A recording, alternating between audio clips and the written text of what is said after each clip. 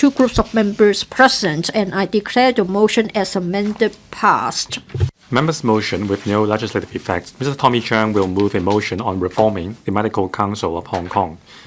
Mr. Kingsley WONG will move an amendment to the motion. This council will proceed to the joint debate on the motion and the amendments. Later, I will first call upon Mr. Tommy CHEUNG to speak and move the motion. Then I will call upon Mr. Kingsley WONG to speak, but he may not move the amendments at this stage. The joint debate now begins. Members who wish to speak, please press the Request to Speak button. I now call upon Mr. Tommy CHEUNG to speak and move the motion. President, I move that the motion as printed on the agenda be passed. The Hong Kong Medical Council was established under the Medical Registration Ordinance, Cap 161, Section 3. It is a statutory body. It empowers the Medical Council with the power to conduct license examination, set professional guidelines and practice guidelines, and also handle complaints from the public, as well as impose disciplinary actions on doctors. The purpose is to ensure that the medical profession is of a high standard and protect patients' rights. However, in the public's mind, the word Medical Council brings to mind protectionism and also professional autonomy overriding public interest. There is a huge gap between the ideals and the reality. Now, this is the problem is the tip of the iceberg. Over the past 10 years, because of the delay of complaints handling by the Medical Council and also the underwhelming disciplinary actions taken by the Medical Council, the public suffered. There are lots of hurdles set for non-locally trained doctors. As a result, many Hong Kong residents trained overseas are not able to practice in Hong Kong. The waiting time in public hospitals is very long, and there are a lot of medical blunders.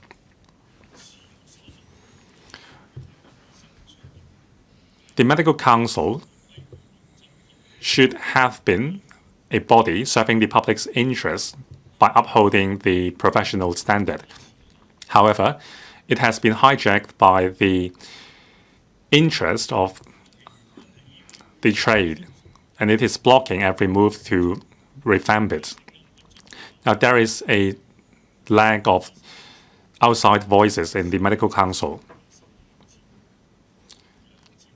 Doctors in the private sector takes up the majority of the membership, and they are blocking measures to enhance protection on public interest. Now, in 2015, I introduced a private members bill to revamp the council. And in 2016, the government moved the Medical Registration Amendments Bill 2016 to revamp the composition of the council, to increase the number of lay members from 4 to 8 to be appointed by the chief executive. And then the ratio of appointed members by the government would be enhanced from 50 to 56%. Now, the additional 6% of appointed seats drew a lot of opposition from the medical profession. Now, in 2016, there were a lot of filibustering by council members representing the medical profession, and then the bill went to waste. Now, in 2017, a watered-down version was introduced. The Medical Registration Amendments Bill 2017 proposed to add 2 appointed seats by the government in exchange for 4 lay members not to be appointed by the government. In March 2018, the bill was passed. The ratio between doctors and lay members became 3 to 1. Lay members not to be appointed by the government increased to 63% of the membership. Now, the officials' voice, the government's voice, became a minority voice in the council. In 2019, April, when the amendment proposed to dispense with the internship period to allow non-locally trained doctors to practice in Hong Kong. The proposal was vetoed.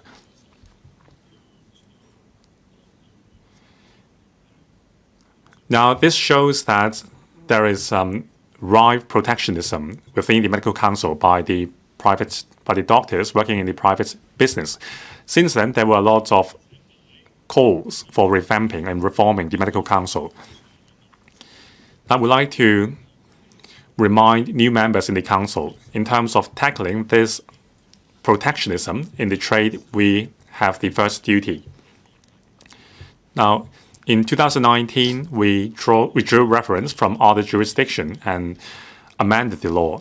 Now, I thank the research units of the Legislative Council to conduct a study on introducing non-locally trained doctors in Singapore and Australia. In Singapore, non-locally trained doctors do not have to undergo license examination before they can practice in Singapore. As long as they have served certain years in public bodies, they will get the full registration. Now, in November 2020, we passed a motion with no binding effect to introduce a mechanism to allow non-locally trained doctors to practice in Hong Kong. In 2021, February, the then chief executive agreed to the establishment of this mechanism. And in May 2021, the mechanism was gazetted. Non-locally trained doctors can apply for a special registration in Hong Kong. In October 2021, the bill was passed with a consensus in society. It was a groundbreaking bill.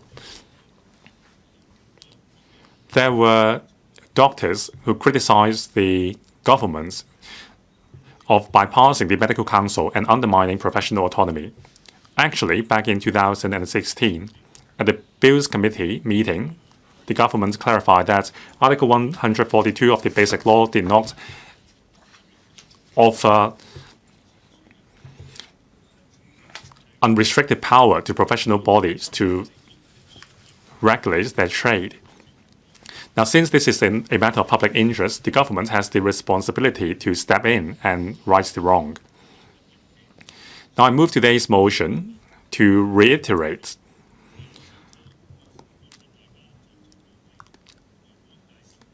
that the Medical Council at present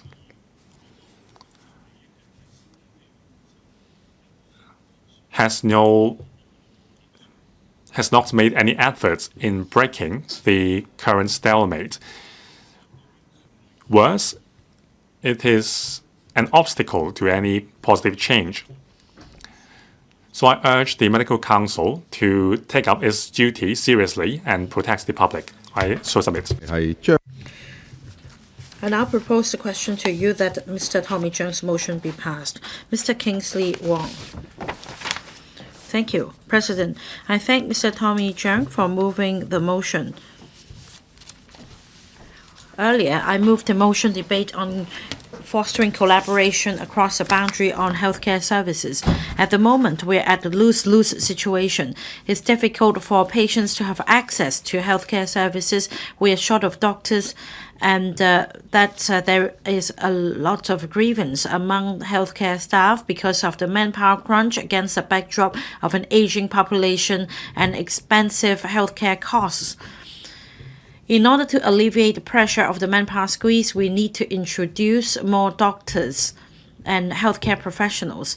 The Medical Council of Hong Kong has always been criticized as practicing protectionism, such as the very difficult licensing examination and low passing rate. According to statistics, for English proficiency in the licensing examination in the past 10 years, the passing rate was 80 to 90%. So English proficiency was never an obstacle. But as far as professional knowledge was concerned, the passing rate ranges from some 10% to 30, 40%. In the second round of the examination, only two of the five Australian candidates passed the test, and all Ireland candidates failed the exam. 2/3 of candidates from the mainland failed the exam, as well as some candidates from the UK. Even for the candidates with English as the mother tongue, they couldn't cope with the licensing exam. Apart from this problem, the Special Registration Committee recently announced altogether four lists of recognized medical qualifications. Those meeting the qualifications requirement can use the Special Registration Avenue to practice in Hong Kong.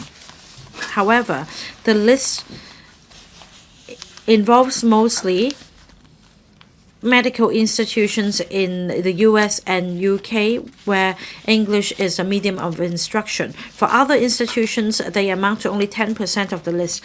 I recently received a complaint. A Hong Kong resident who graduated from medical school in 2005 and who is now a very senior doctor in the mainland was unable to pass the exam. And the complaint is about the difficulty of this Hong Kong resident practicing in the mainland to be able to practice in Hong Kong. I suggest that we optimize the licensing examination by aligning our standards with the mainland standard, as well as removing the obsolete content in the curriculum. We should also build a talent pool. There should be a database containing information about Hong Kong residents practicing in the mainland as doctors meeting the qualification requirements. They should be approached so that an avenue can be provided for them to practice in Hong Kong. Third, limited registration should be set up, and then associate doctors should be the rank of associate doctors should be set up, riding on the launch of the primary care initiative. Now we have far fewer doctors in our population than in Singapore and Australia. According to a projection, we're short of 1,600 doctors, and by 2040, this gap will further be widened to 2,000. There should be suitable adjustments to our system so as to leverage on the capacity of Hong Kong residents practicing as doctors in the mainland. There should also be other optimizing proposals set out in the FTU proposal. I support the original motion. I urge members to support my amendment.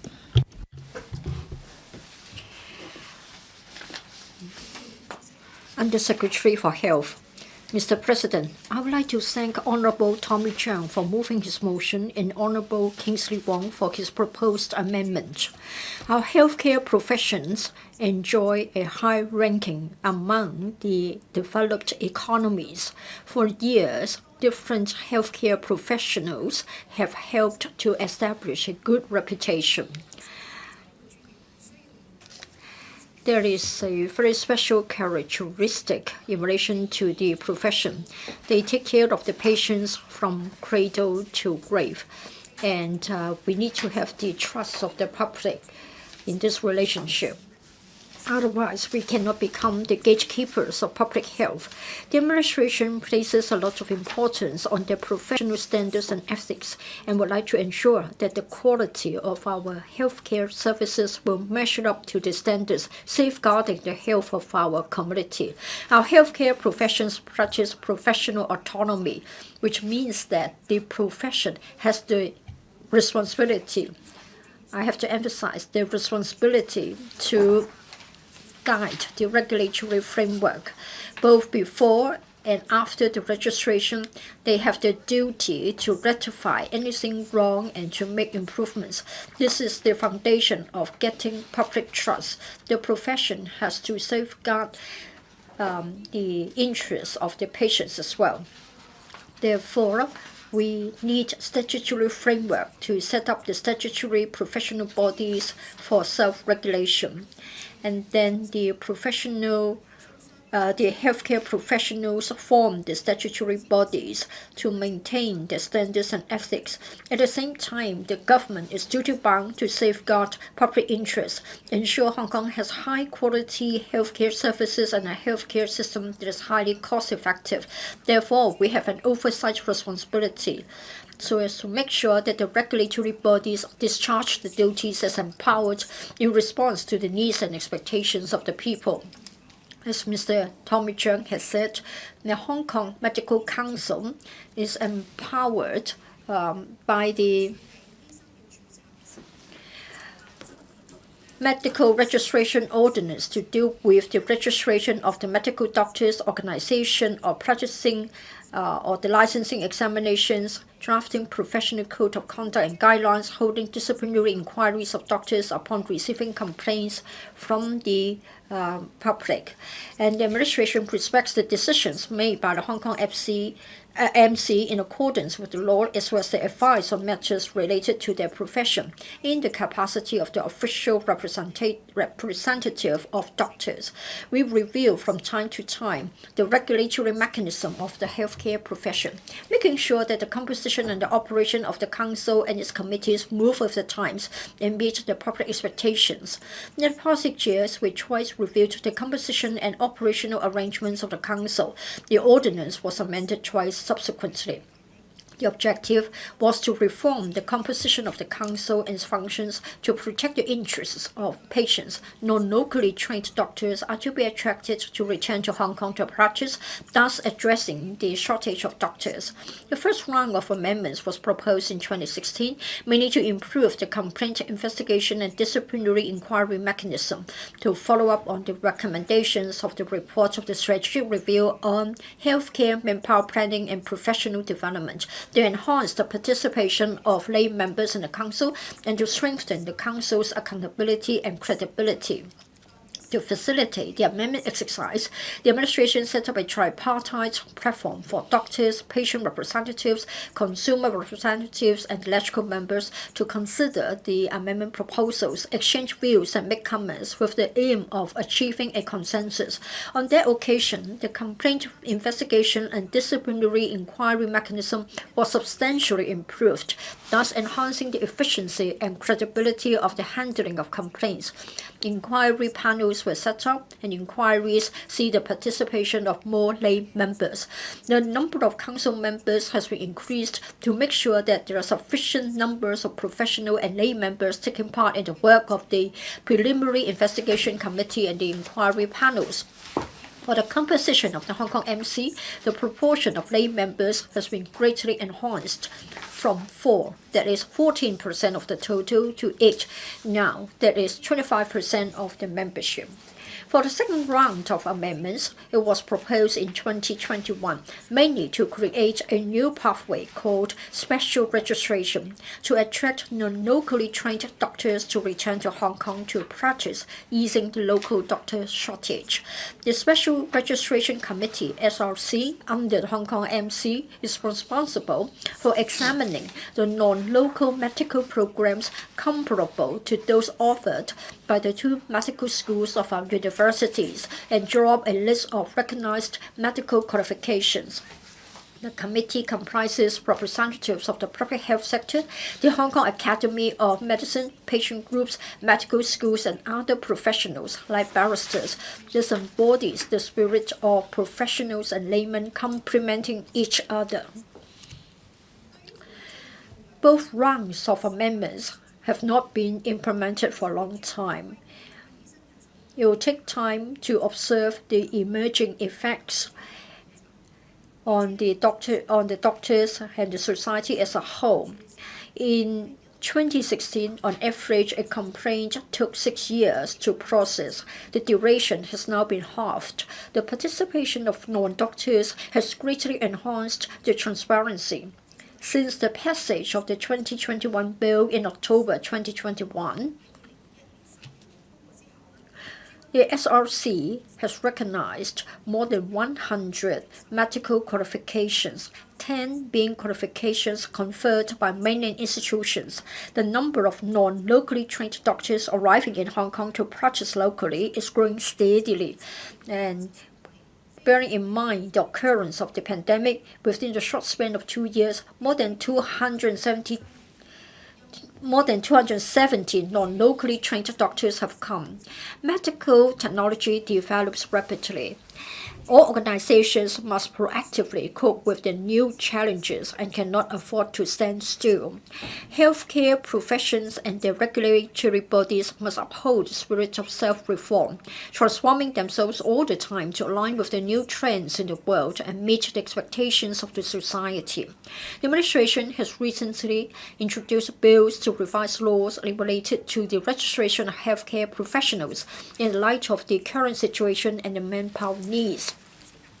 They are the Nurse Registration Amendment Bill and the Dentist Registration Amendment Bill, introduced end of 2023 and early 2024 respectively, to introduce a new pathway to admit eligible non-locally trained nurses and dentists and update the respective regulatory mechanism. In addition, we have earlier announced our direction of amending the Supplementary Medical Professions Ordinance. Drafting is underway. Such revisions will bring about systemic changes to the healthcare profession registration laws, affecting stakeholders within and outside each profession. It is also important for the manpower resources of the entire sector in terms of quality and quantity. We are working to build a consensus so that we can ease the shortage as soon as possible and raise the overall standards. Meanwhile, we have embarked our work on important public health topics like the comprehensive review of the provision or subvention of dental care service by the government, the electronic health record system, tobacco control, control of medical device and drugs, antimicrobial resistance, etc. The above reforms would also require legislative amendments. For the time being, they will be accorded priority by the administration. Other healthcare policies and initiatives of concern to the public will also be taken up gradually in accordance with their priorities. We have an open mind about members' proposals to further reform the Hong Kong MC. We are happy to listen to the views from different sectors. In November 2023, the LegCo Secretariat published a research paper on the composition, complaint investigation and disciplinary inquiry mechanisms of medical councils in selected places. This is a comprehensive analysis of the reforms of the regulatory bodies in the UK, Australia, and Singapore. The experience of such advanced economies like Hong Kong is of great reference value for us. President, I'm happy to listen to members' views on this motion before I make a detailed reply at the end. Thank you. Mr. Chen Pui-Leung. Thank you, President. Now, the medical profession, the community, they've been discussing the reform of the Medical Council of Hong Kong. As a professional institution, it abides by the principle of professional autonomy and self-regulation. When it comes to the handling of complaints, over the years, the waiting time has been very long, and only light penalties have been meted out. And in light of the shortage of manpower in the healthcare sector, the Medical Council vetoed 4 proposals on alleviating the pressure on healthcare manpower. So it has attracted a lot of criticisms. The underlying reason is that there is a lack of transparency of the operation of the Medical Council, and there is a lack of public understanding of the deliberations of matters concerning the Medical Council. It does not enjoy good credibility. According to the latest annual report in 2022, over the past 3 years, the Medical Council handled some complaints, but the public has no idea exactly how many, unless we refer to the newsletters of the Medical Council. If it is a statutory body, We should compel the medical council to disclose the details of deliberation and work record so as to enhance transparency. The medical council underwent a round of reform to reform the composition and increase the number of lay members on the council. Now, of course, the reform helped in shortening the processing time of complaints. And legislative amendments have been put in place to introduce non-locally trained doctors to practice in Hong Kong. We have seen improvements in clearing the backlog of complaints and other matters. So we must acknowledge the results of the reform to some extent. We need to take it further, but further reform of the medical council should first be discussed. Several years ago, the proportion of lay members in the medical council have been doubled. However, medical members still account for 75% of the overall composition. Comparing to UK and Australia, the proportion of lay members in the medical council is still on the low side. As far as public perception is concerned, there is more to be desired. Take the UK Council as an example. The number of lay members is the same as the number of medical members. Now, of course, we need to give a chance for doctors to fend off frivolous and groundless complaints and give them a chance to make representations in the face of complaints. Still, we need to make sure that this complaint handling authority is credible. The United Kingdom General Medical Council adopts a co-regulation mechanism. There is also independent investigation vis-à-vis independent adjudication, so as to give the adjudication process higher credibility. Whereas in Hong Kong, both the investigation and adjudication processes are handled by the medical council. A separate office should be set up before the case is referred to the medical council for adjudication. This is something that we should explore. Now, there is now a high expectation of reforming the regulatory regime to better handle patient complaints. Between professional autonomy and public credibility, we need to find a better balancing point. This is the crux of the reform. Mr. Martin Liao. Hong Kong has an aging population. By 2036, the elderly population will increase from 1.32 million to 2.41 million. That's a jump from 18% to 30% of the overall population in Hong Kong. With more and more middle-aged people having chronic diseases, it is envisaged that there will be a greater demand for healthcare services. And we do have high expectations on our healthcare professionals. According to Cap 131 of the Medical Registration Ordinance, the Medical Council of Hong Kong is empowered to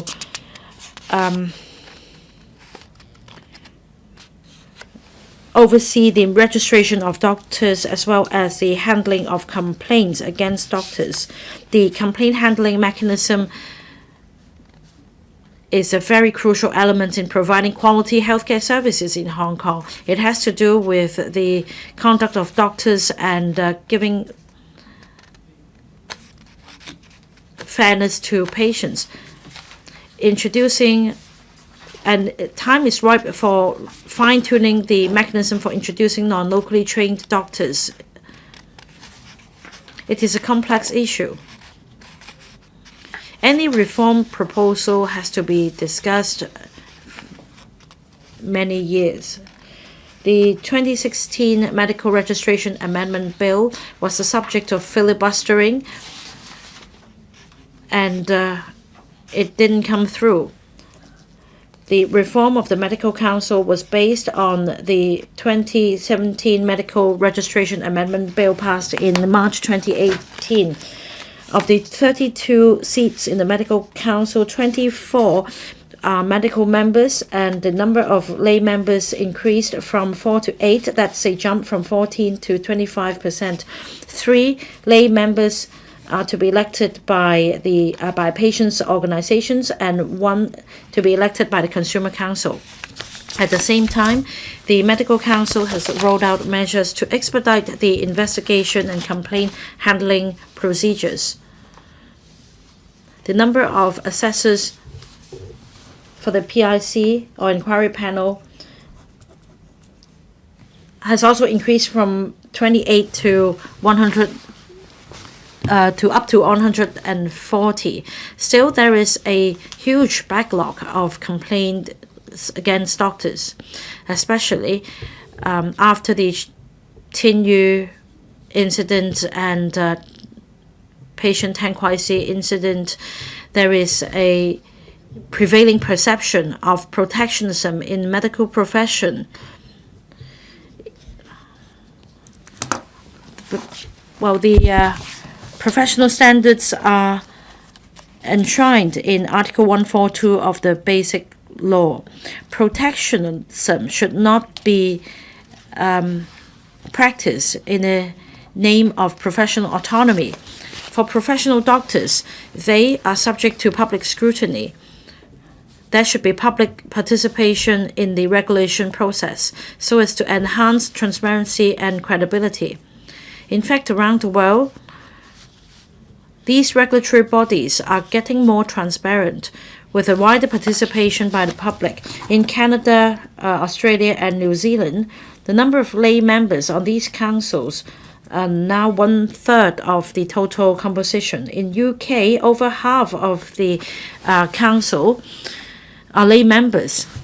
At the moment, we have a 25% lay member composition, and on this basis, we should explore further expanding the proportion of lay members so as to give it more credibility. We should also make reference to the practices in the UK and Singapore so that we separate the investigation and adjudication process.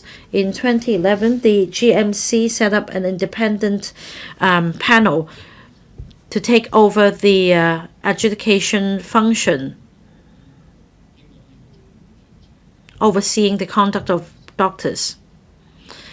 Now, this measure addressed the previous criticisms on the combination of investigative and adjudicative powers. I support Mr. Tommy Cheung's motion and the amendment. Dr. Chow Man Kong. One of the functions of the LegCo is to discuss matters relating to public interest. When we have questions regarding the duties carried out by the Medical Council, we should review if the Medical Council is functioning in a normal manner. We have to safeguard public interest, and we also have to make sure that Medical Council and the sector can take care of the aging population. The SAR government and the LegCo amended the ordinance in 2018 and revamped the Medical Council recent years in terms of measures facilitating non-locally trained doctors coming to Hong Kong. There is people who say that there is insufficiency. So I support the motion moved by Mr. Tommy Cheung, and I commend his effort in promoting such reform. So I support the motion. Regarding the composition and functions of Medical Council, making reference to other countries, I think that there is room for us to increase the ratio of lay members in the Medical Council. Out of the 32 members in the Medical Council, 1/4 is medical doctors. There are 2/3 of the members were elected in the sector. There are only 8 lay members in the Medical Council board. I understand that in the process of investigating cases, when there are more medical doctors, they can assess the case from a professional perspective and to make a decision. But the functions of Medical Council is not just to handle complaints, but handle registration, implement licensing examination, and formulate code of practice. This may not be exactly the same as the government policy. If the composition of lay members are too low, just like what happens in the Social Workers Board and the Council of Universities, the sector may not be able to keep up with the times, and we cannot effectively monitor the sector. In other countries, the reform has been done in their professional bodies. Like take UK, for example, half of the members of the GMC are lay members. For Singapore, in their relevant board, they don't have lay members, but the medical doctors that are members are appointed by the government.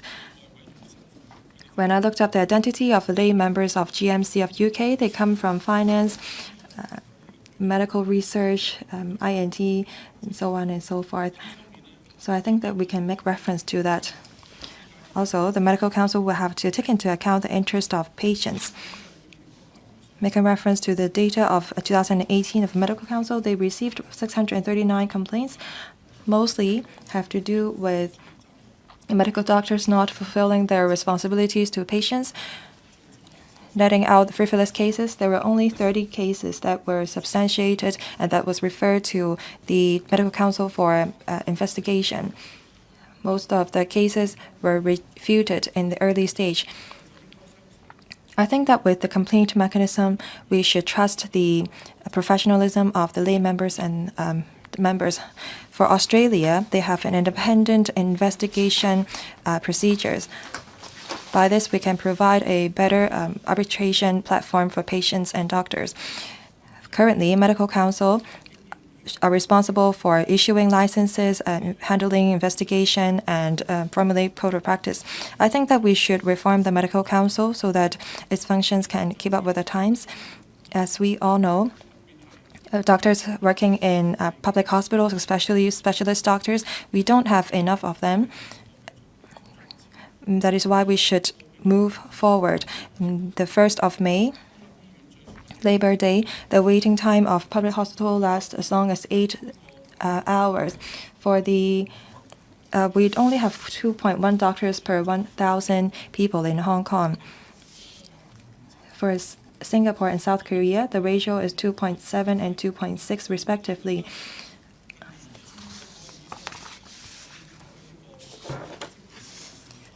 The passing rate of licensing examination has been low.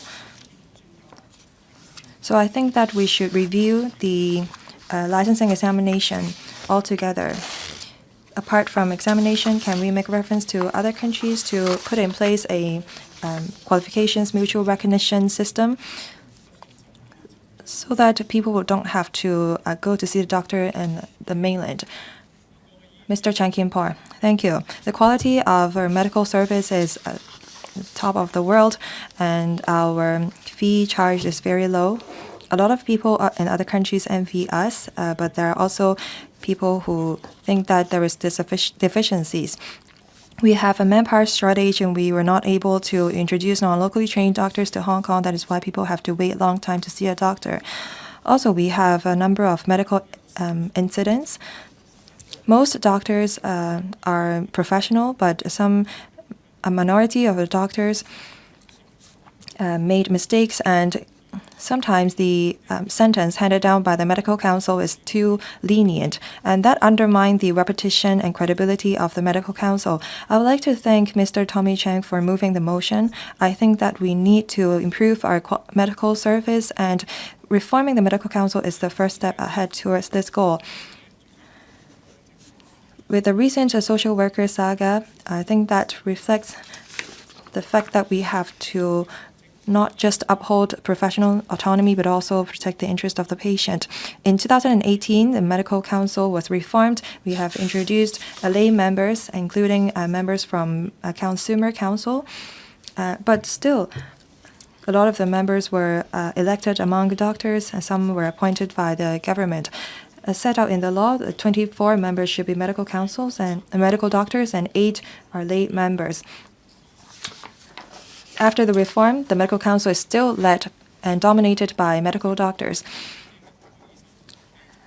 members who are medical doctors may be confused about their roles, and they think that they represent their sector, but the fact is not. According to a 2013 CUHK research, it is pointed out that the medical council should change its mode of practice from self-regulation to co-regulation. The performance of the medical council shows that they are not meeting the public expectation. So I think that they have to take accountability, and their mechanism should be transparent and open. That's where the medical council should be headed. I think that the members of the medical council should make up of people from different backgrounds. First, we have to have a portion of members that are doctors. Second, I think that we should introduce members from the medical and legal background, because medical council will affect our medical and healthcare policy as well as public finance. They have to handle introduction of non-locally trained doctors. It shows that the decision reached by the medical council show that they don't really understand the market. Third, I think that we have to introduce members from the mainland. By such reform, they will be able to fulfill their responsibility. Prior to 2018 reform, the Medical Council had over 1,000 outstanding cases. The backlog was as long as 6 years. After the reform, the government intended to shorten the waiting time to 2 years. I'm not sure if the achievement can be reached, but the inquiry panel was led by medical doctors, and there is this question of doctors protecting and covering up for one another. I think that we should have an independent and medical arbitration board, just like what the UK does. Prior to 2018, UK and Hong Kong have the same problem. We have a number of medical incidents, and the GMC of the UK was being criticized as self-protective, and the medical doctors also covered up for one another. After that, the UK set up an independent arbitration board. Then they introduced a number of lay members as a member of the arbitration board, and they have to report to the Congress to garner confidence and support from the members. We have a lot of examples that we can learn from other countries. I hope that the Medical Council can reform their system. Thank you. Next, Professor Priscilla Lang. President, I would like to thank Mr. Tommy Chan for moving the motion. He talked about the process of reform of the Medical Council. I was a part of it, including the filibustering in the Legislative Council. When we talked about reform of Medical Council, we have to talk about the people, the system, and policy. I respect medical doctors because a lot of secondary school friends of mine are doctors. I know that they work very hard and they are very caring and good doctors. They stay in public hospitals to serve the people. They are very professional and they have good conduct. My mother is someone who benefits from such a good system. When she went to the public hospital, the doctors there were even better than those who work in the private hospital. So I have to show my respect to them, especially for those who are willing to stay behind in public hospital. But the wastage rate is very high. The percentage is 13% higher than the 2019 level. Just like my sector, the healthcare sector will have to draw for talents as well. When we talk about reforming the Medical Council, I hope that the members and Medical Council will not think that we are criticizing them, but we are just here to polish the reputation and brand of the Medical Council. 50% of the doctors have to take care of the cases of 90% of the population. So I think that we have a very imbalanced kind of mechanism. We need to introduce more doctors to the sector. We have to relax our criteria. The ratio is very much different from before. We all need doctors. So how do we keep them here so that they have, for example, a sense of gain and satisfaction? We have to reform our public hospital system. When the medical doctors are too busy. Maybe they make mistakes. Should we just blame the doctors? When we want to increase the number of medical doctors, we need to start from human resources perspective. I would also like to talk about complaint mechanism. When treatment goes wrong, the family members of the patient would suffer. We can make reference to other countries, for example, by setting up this arbitration or tribunal. We support this mediation mechanism. For example, in healthcare sector, when I participated in the apology ordinance scrutiny, we actually encouraged people apologizing. That will not affect the judgment of the court, but this is kind of a magical key. After apologizing, the cases and complaints would be settled very quickly. As a result, the doctor would not have to lose their licenses and not be able to practice. I think that we have to increase the number of lay members, and that is beneficial to doctors as well. They receive very different training. We cannot just have doctors to look at problems generated by doctors. We need to have a win-win solution achieved, and that could only be done by having lay members in the medical council. We need to reform the medical council for the benefit of the community and society as a whole. We need to reduce the number of medical accidents and incidents. We need the medical doctors to keep an open mind. Maybe we need to establish the third medical school that is research-based, for example. I think that this is a question of interest. We should not ask them to learn from Dr. Lau. He filibustered the Legislative Council for over a year, and we should not learn from the doctors of South Korea. We respect doctors, but we don't want to see a similar incidents happening in Hong Kong. I hope that by raising the ratio of lay members in the medical council, we can achieve a win-win situation. We're not here to harm the interests of the doctors, because after reforming the council, we may be able to attract more capable young people to the sector, and the people would respect the medical doctors more. I so submit. Dr. Wai Kwong. Mr. President, I'm grateful to Tommy CHEUNG for moving the motion and Kingsley WONG for moving the amendment. Healthcare is about life and limbs. It is important.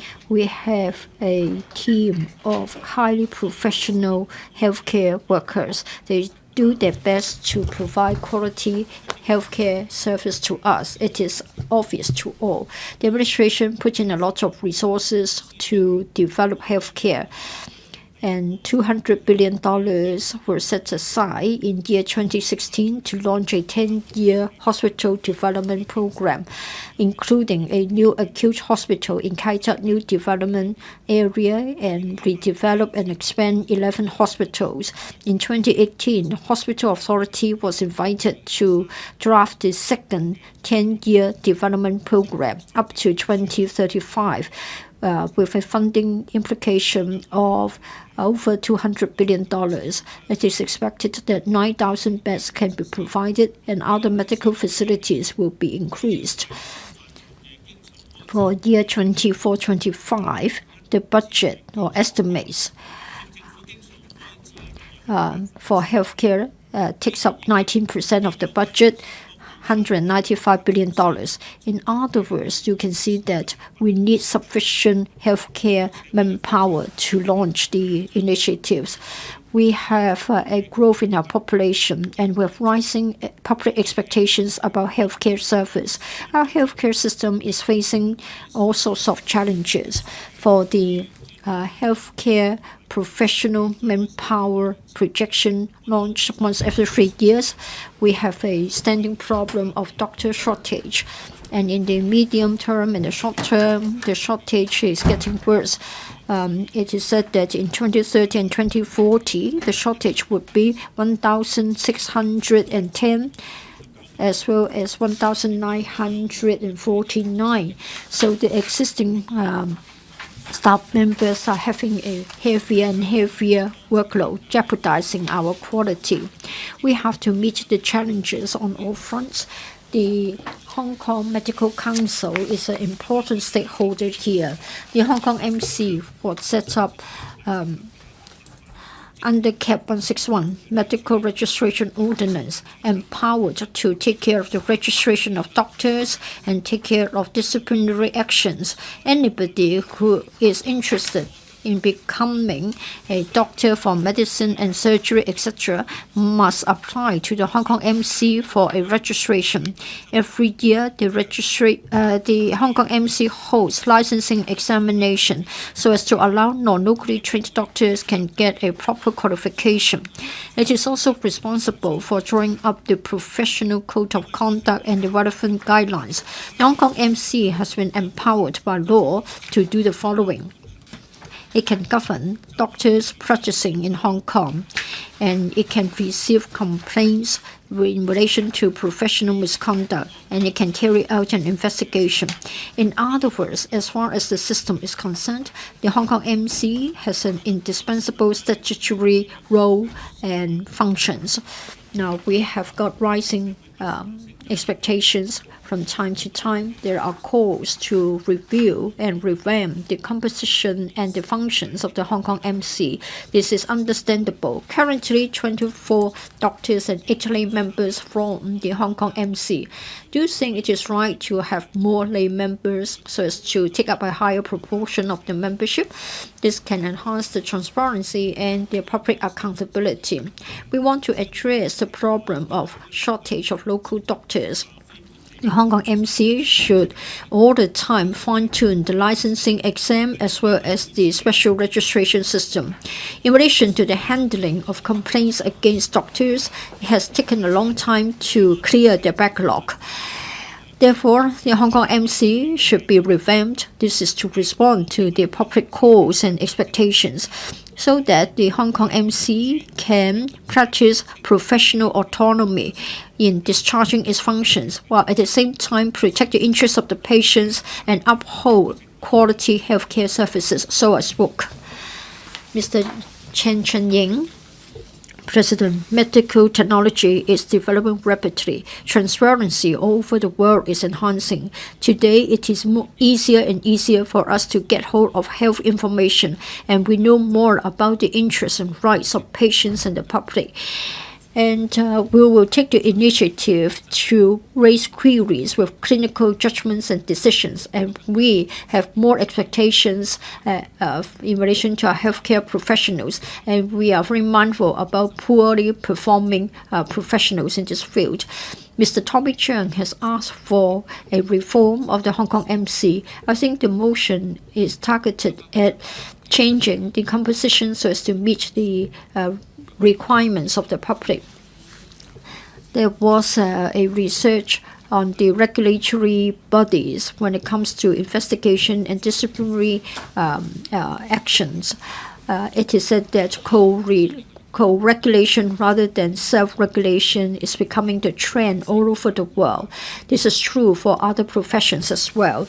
In the 1990s, there were a number of scandals concerning medical incidents in the UK, and so the public's confidence in the UK doctors has been tarnished.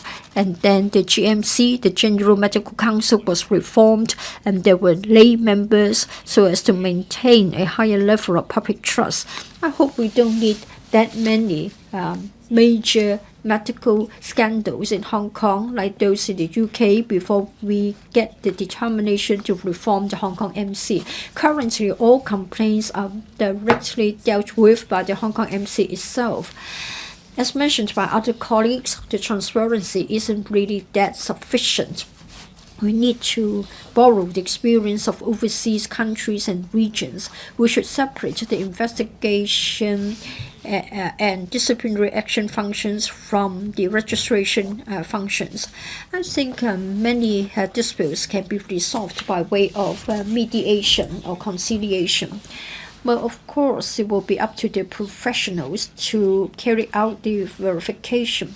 But then, for medical disputes, we have got third parties to deal with the mediation. Within 30 days of receiving a complaint, the mediation must arrive at a conclusion. As Priscilla Leung has said, it's better for us to rely more on mediation to overcome the differences in opinions.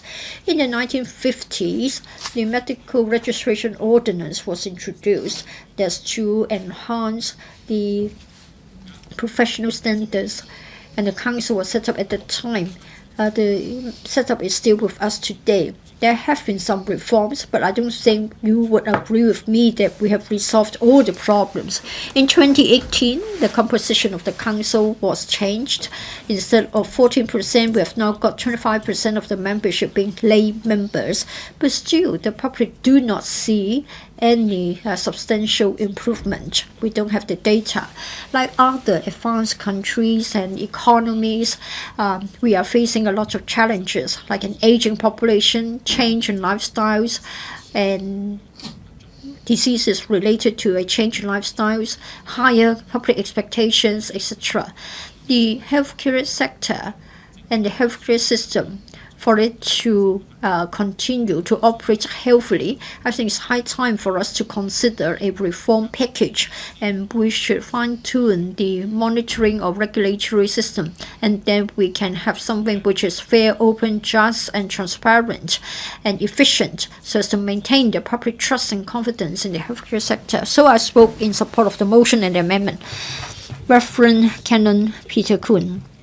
Mr. President, our healthcare sector enjoys world-class reputation, and in fact, it has got the trust of the public. However, for years, in relation to the regulatory system and the complaint handling mechanism, it has attracted a lot of criticism. Mainly, it is about the cumbersome procedures involved. Many complaints took a few years before they could be resolved or concluded. Most of the members of the council are from the profession itself. It seems that they're exercising too much power, and people even allege medical or professional hegemony. Well, calls for reform aren't new. In 2018, there was a change. In theory, we're supposed to see a progress, but then the plan wasn't good enough, and in fact, the public confidence in the Hong Kong MC and the impression that doctors are covering each other's back are still with us. In Hong Kong, we want to be efficient in all areas, but then for medical complaints, it takes years to see them concluded. When something happens, both doctors and their family members or the patients have to face a dragged-out exercise. In between, they suffer a lot, and there is a trauma. Well, a few years ago, there was a couple of artists. Their baby was died right after the birth, and then it took them more than almost 9 years to complete the process. And in fact, it was a really difficult exercise to get justice done. Now, we are concerned about the judgment of the Hong Kong MC. We wonder whether it is fair and objective, and whether there are consistencies. Well, over the years, we have seen many blunders, and sometimes lives were lost. But usually, we see that the Hong Kong MC would say that, yes, there is a misconduct, but their penalties were suspended despite misconduct being established. I think that there isn't any strong enough deterrent effects, and it's not convincing in the eyes of the public. On the one hand, you cannot protect the public from the blunders of the poorly performing doctors. And then for the doctors who face unfair allegations, again, they didn't get protection. I think we need to do better in terms of explaining the matter so as to remove the misunderstanding and to clear up the ideas. I think we have to bear in mind long-term interests. Justice has to be done and to be seen to be done.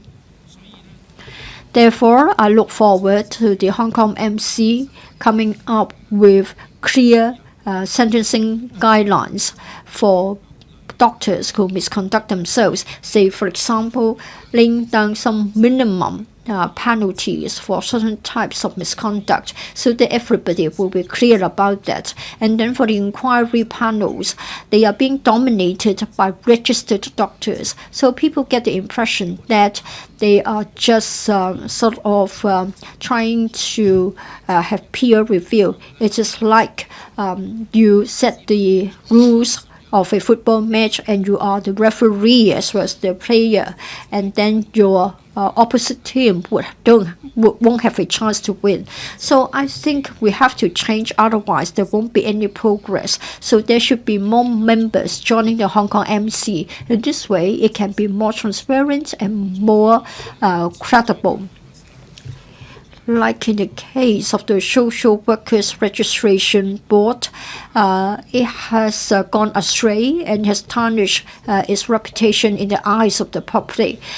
Lucky that the government acted swiftly and decisively and has carried out a review. I think most of the doctors are kind-hearted, they are dedicated, and they want to serve the public.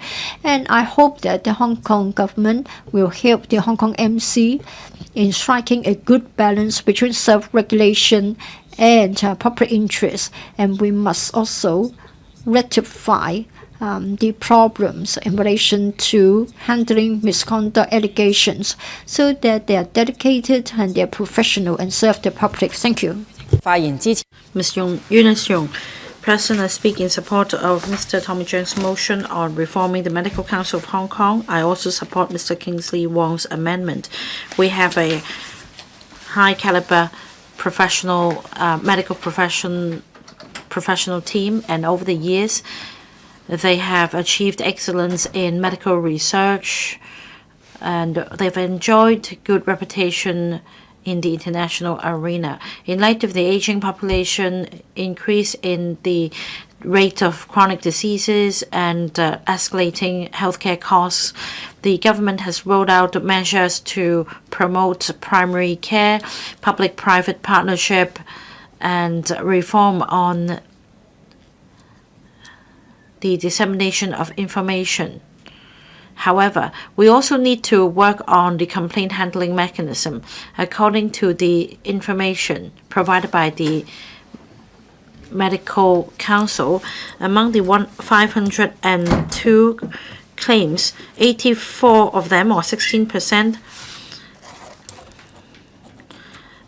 have completed the process. Then on average, $9.6 million of compensation were made out.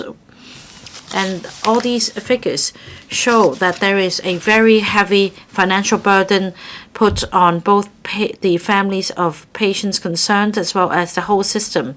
And yet we continue to see more such medical incidents. There is much more to be desired in terms of the response rate and the accountability of the hospital authority. And in Singapore, the legislative amendment took place in 2020 to provide an alternative dispute resolution mechanism on medical incidents. Mediation is the suitable avenue. With the consent of patients for the case to be referred, an independent mediation personnel can be appointed to address matters in relation to the scope of the incident and compensation to be paid. This is a way to avoid having lengthy process in investigation and adjudication. Now, in fact, we should learn from Singapore. Under the current medical registration ordinance, a mediation mechanism should be introduced. Provisions should be added to allow for alternative dispute resolution. The Medical Council should be empowered to refer cases to the mediation process, and there should be dovetailing between the disciplinary mechanism as well as the mediation process, and for costs to be apportioned to different parties. This will provide an alternative dispute resolution mechanism for handling complaints and medical incidents, and this can also help establish a more transparent and responsive regime in Hong Kong. In order to salvage public confidence, the Medical Council should conduct thorough investigation on medical incidents, and there should be a proper handling mechanism, and that includes not only mediation but also when a public apology should be issued. In recent years, I've observed this phenomenon. Although we have the I haven't seen many cases in which apologies are issued so as to address the relevant incidents, although we have the apology ordinance. In other words, I think that in the rise of incidents, the government should issue apologies at once. There should be better communication with the complainants and also better risk management. The frontline healthcare staff should be made better aware of the risk involved. There should be a better mechanism for monitoring sentinel incidents. In order to have a high caliber medical workforce in Hong Kong, we need to be vigilant. Apart from raising awareness, improving quality and efficiency of healthcare services, we should also establish an incident handling mechanism, streamline the complaint handling process, enhance risk management, so as to win the public trust and understanding, so that a joint effort can be made with the medical profession to strive for excellence. Ms. Connie Lam. Thank you, President. I speak in support of the motion debate on reforming the Medical Council of Hong Kong. Hong Kong is one of the places that enjoys the best longevity in our population. Well, we need to tackle the challenge of an aging population. With increasing demand for medical services, one possible avenue is to introduce non-locally trained doctors to practice in Hong Kong.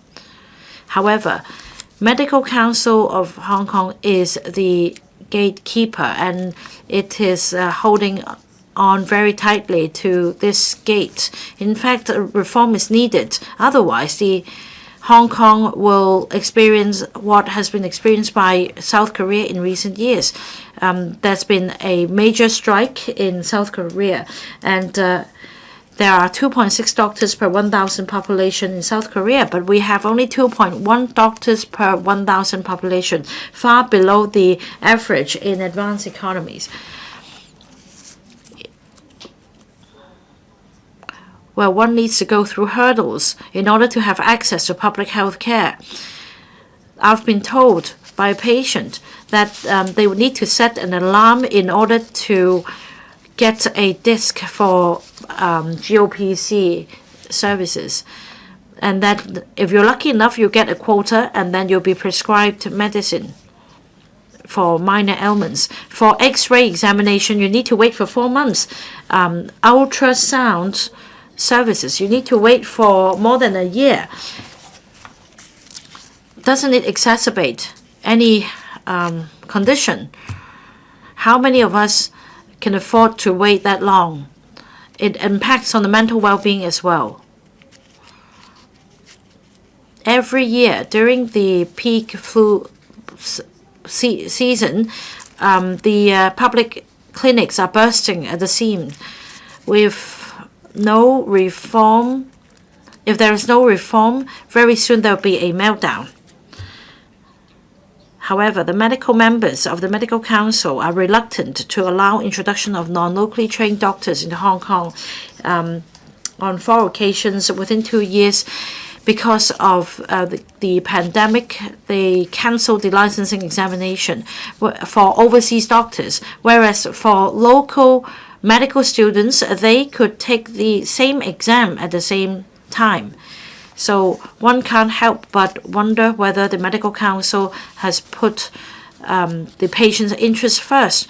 I think that there should be more lay members so as to strike a better balance when it comes to the power of the Medical Council. when it comes to investigation of doctors and handling of complaints, there is protectionism since the Medical Council is in charge of both. This will hamper the impartiality and independence of the Medical Council of Hong Kong. Now, the amendment suggests that the patient complaint mechanism against doctors should be improved, and I support that as well, so as to enhance the efficiency and impartiality of disciplinary inquiries. More lay members could help the Medical Council understand the matter from the perspective of patients. This can also help enhance the efficiency of investigation and impartiality of adjudication.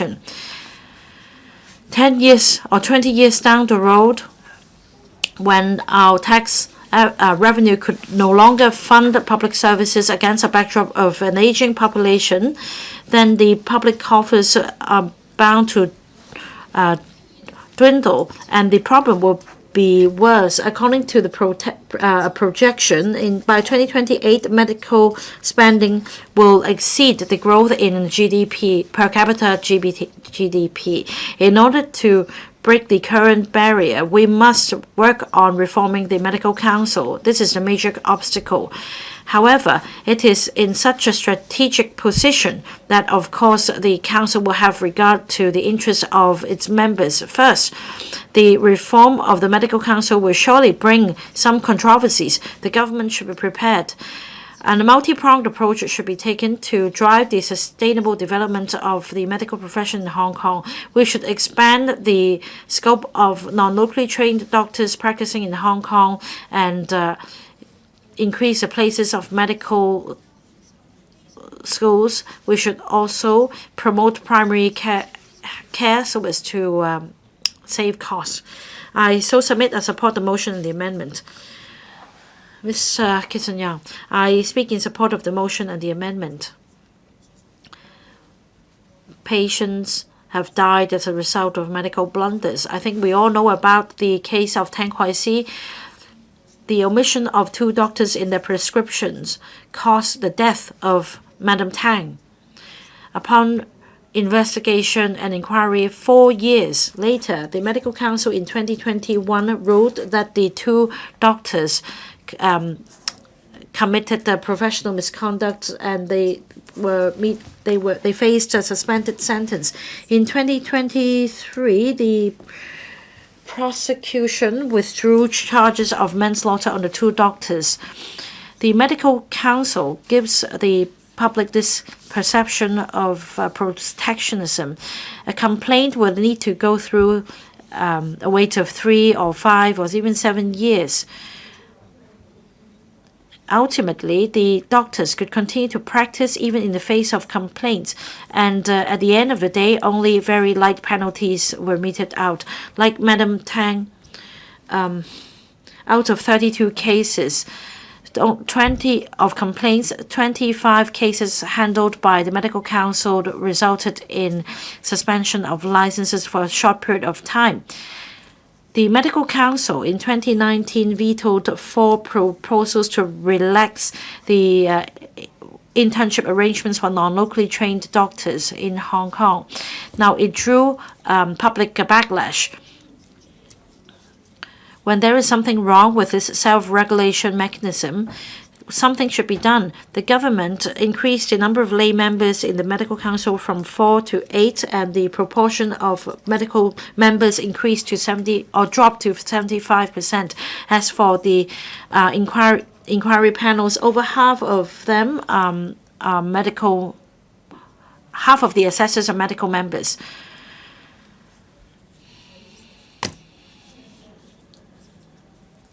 However, the Medical Council are biased. They are in favor of doctors. Whereas for the UK and other countries, or the Academy of Hong Kong, it has changed from a self-regulation model to co-regulation with the public. In the UK, it's half of the members of the GMC are lay members. In Australia, the proportion is 1/3. And there is also separation of investigation and adjudication. For example, in Australia, an independent body is in charge of independent, another body is in charge of adjudication. Both are independent of the Medical Board of Australia. The Medical Council should work for the interests of the public, not for doctors. A reform is needed. We should migrate to the co-regulation model. The proportion of lay members should gradually be increased to 40%. Some say that lay members are not professional. Well, we should make reference to the GMC in the UK. Under the co-regulation model, regular training is provided to lay members. An independent mechanism is set up. As for the complaint handling and investigation inquiry mechanisms of the Medical Council, additional PICs are set up. However, the process is still not satisfactory. For example, for the Chao Tin-yu incident, she remained in a vegetative state because of medical blunder, and it took a long time. It caused a lot of torture on the family members. An independent body should be set up for the purpose of investigation. Regular progress reports should be made to the complainants. More importantly, an appeal mechanism should be set up. Well, appeals are allowed on the side of respondent doctors, but no appeal avenue is available for complainants whose complaints have been rejected. Fairness should be given to complainants. And if the complaint is not to be taken further, an explanation is needed. There should be a meeting with the complainant, because from the complainant's perspective, all they want is to pursue justice. Mr. Rin Kong, President, I speak in support of the motion moved by Mr. Tommy CHEUNG. Over the past few years, because of the epidemic and the rapidly aging population, the inherent issues of the medical profession have become more pronounced. We have been overly reliant on the public healthcare system. For the ordinary people, they can't afford the private healthcare services. We have a serious shortage of healthcare workers in Hong Kong. As a result, the efficiency is very low. We need to reactivate the trade. The Medical Council is at the helm of the medical trade. They need to step up. Reforming Medical Council is not something new. Several attempts at reform were thwarted. There is a shortage of local doctors, but it is very challenging for non-locally trained doctors to come practice in Hong Kong. The medical profession has not come up with a plan which can be accepted by the public. Now, with more preliminary investigation committees, their efficiency is still unconvincing. The lay membership in the Medical Council has been increased to some 24%. However, medical members still account for 50% of the council. 16 medical members were appointed and elected by the Hong Kong Medical Association. Now, according to overseas experience, members of Medical Council may not have a majority of medical members. In Canada, Australia, and New Zealand, lay members account for 1/3 of the regulatory bodies. In the UK, the ratio is as high as half. When necessary, experts outside of the Medical Council can be invited to provide expert opinions. It will not undermine the autonomy of the trade. Medical Council, as the regulatory body of the trade, has professional autonomy, but in terms of handling complaints, this is also their important priority. They need to strike a balance between self-regulation and protection of public interest. Now, a co-supervision model comes with a lot of benefits, for example, higher transparency and more flexibility. But we need to consider the potential challenges, for example, the lack of consensus and also conflicts of interest and overlapping of interest. We need to implement a reform on the medical council. We need to bring more voices into the medical council and set KPIs for departments and units handling complaints so that the wait can be shortened. And the medical council should take an open-minded attitude in accepting non-locally trained doctors to come to Hong Kong, and the requirements on license examination should be revisited. In each trade, transparency in self-regulation can ensure fairness and professionalism. It would be beneficial to the long-term developments of the trade. In the past,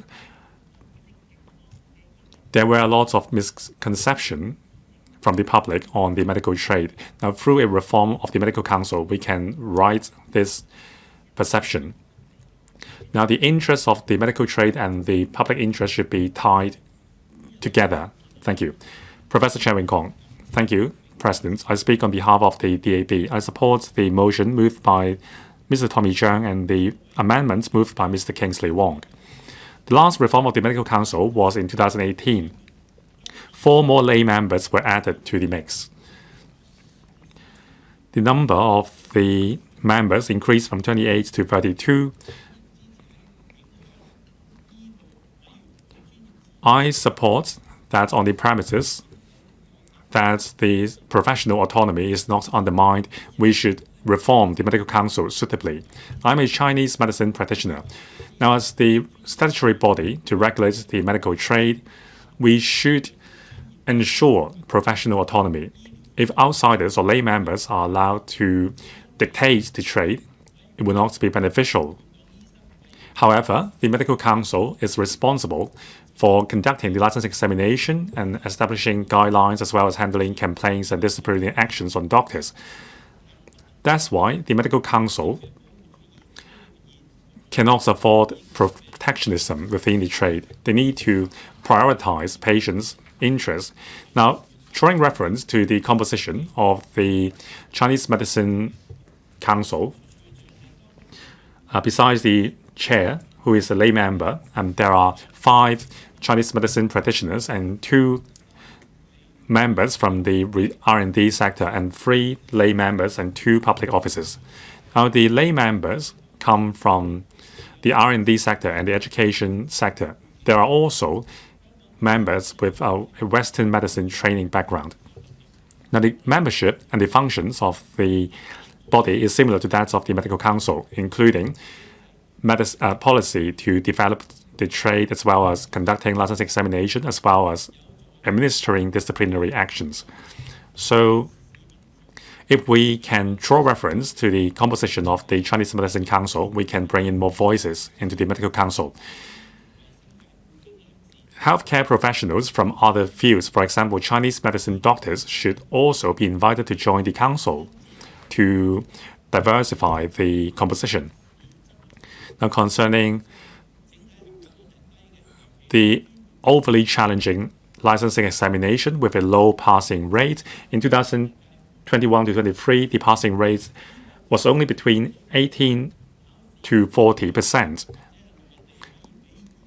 Now, we should consider whether the license examination is too difficult compared with other comparable examinations in other jurisdictions. As a result, a lot of doctors practicing in other jurisdictions fail the local examination. Now, on the premises of professional autonomy, we should study on revamping the license examination. Now, we often hear about misconceptions on the Medical Council, for example, protectionism, and also playing both the referee and the player, and also there are some accused the Medical Council of hegemony. Well, but I don't think there is a hegemony in the trade. We should, however, increase communication with the community to explain to the public how the Medical Council operates. This will be very helpful in enhancing the image of Medical Council in people's mind. I support the motion and the amendment. Dr. David Lam. Thank you, Deputy President. The Hong Kong Medical Council is responsible for upholding the professionalism of doctors in Hong Kong, including ethics and skills. We have the Moral Committee comprising 12 members, including 3 lay members. We respond to the change in time and also the changes in expectation on doctors. We would adjust and update the code of conduct on doctors. On knowledge and skill, we have the Education and Assessment Committee, which is responsible for specialist registration and continuous education of doctors.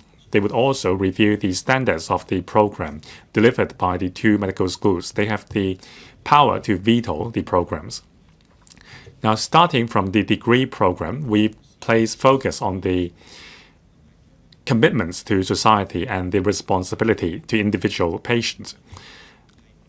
In executing the power empowered by the Medical Registration Ordinance, since 1957, the Medical Council has ensured that Hong Kong's medical profession is one of the best in the world.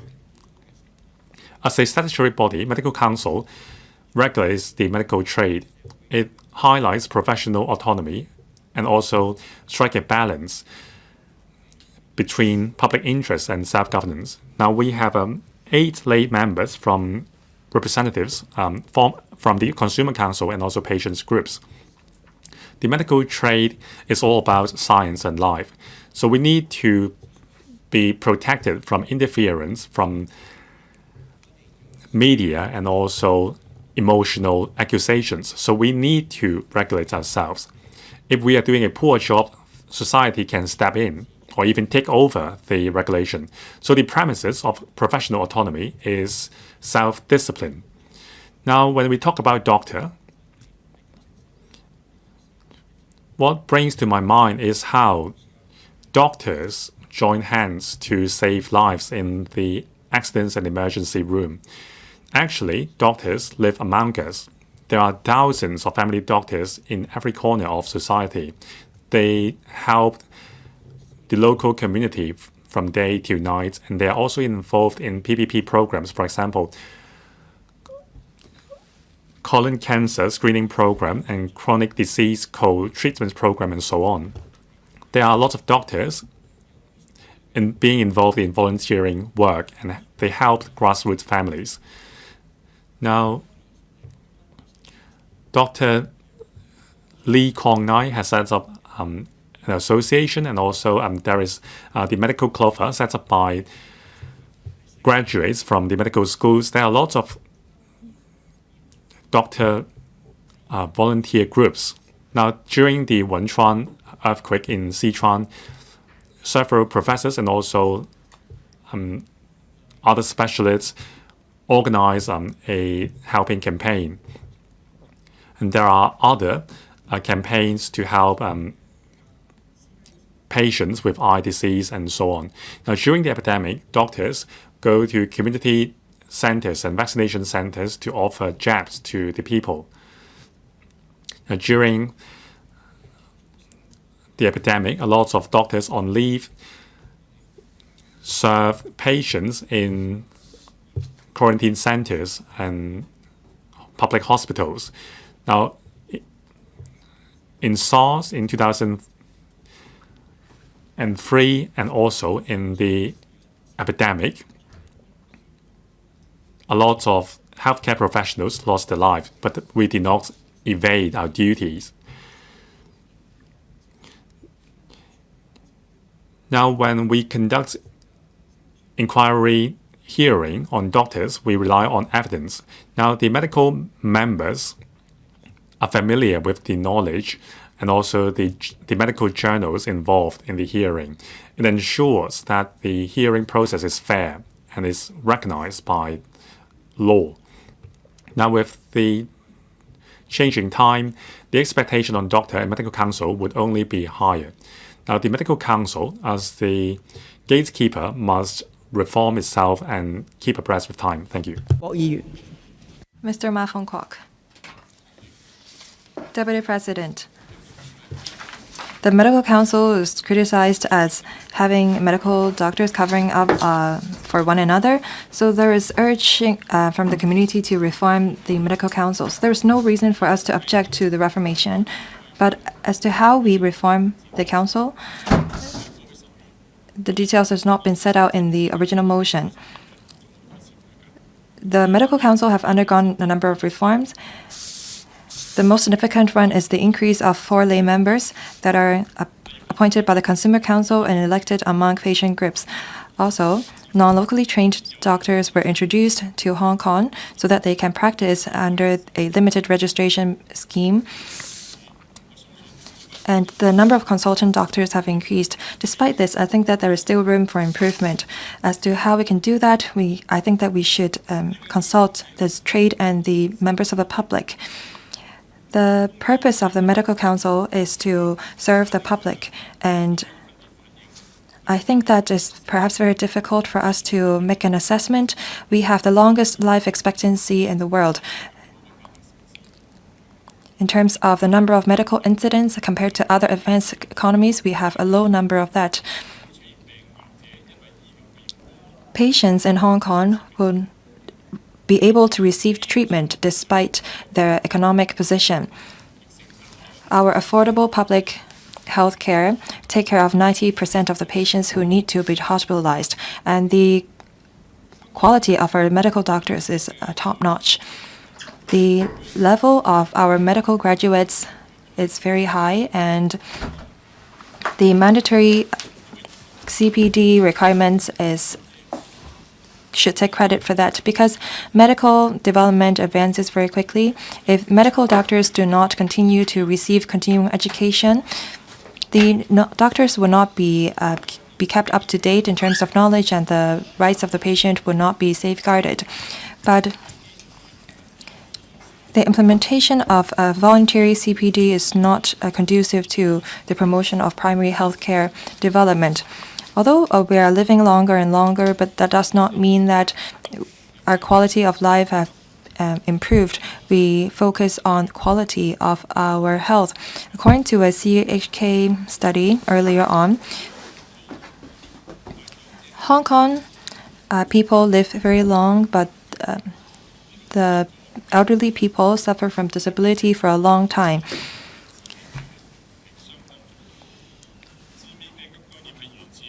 This concept of prevention and preventative health care is very important. Our primary health care blueprint points out that the purpose of primary health care is to provide preventative treatment to members of the public and to control a minor disease in the community so that it will not become a pandemic. In order not to pose further burden on the medical sector that is already experiencing a manpower crunch, so that we can enhance the quality of service. The Medical Council should take accountability for that, and they should be responsible to implement the blueprint. To maintain the professionalism of the medical doctors, we should not relax the licensing requirements easily. But to solve the manpower shortage issue in the medical council or medical sector, I'm glad to see that non-locally trained doctors can be introduced to Hong Kong and practice under a limited registration. That is a good thing. There are a number of medical schools from the mainland that are listed on the list, but there are not a lot of them. There are a number of mainland medical doctors that were able to practice in Hong Kong under limited registration. I know that these doctors can only practice in universities and the public healthcare settings. They cannot open clinic and practice in the private sector. I wonder what the reason for that is. I hope that the government policy will be able to promote and help with the development of the healthcare sector.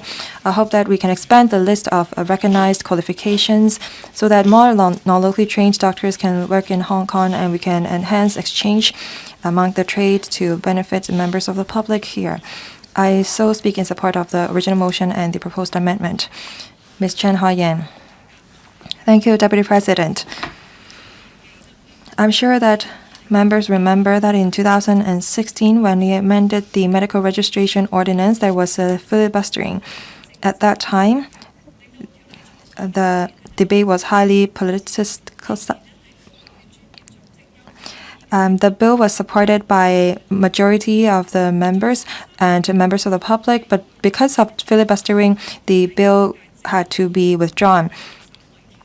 And in the next term of the government in 2017, the Medical Registration Amendment Bill was proposed, and it was only passed in 2018.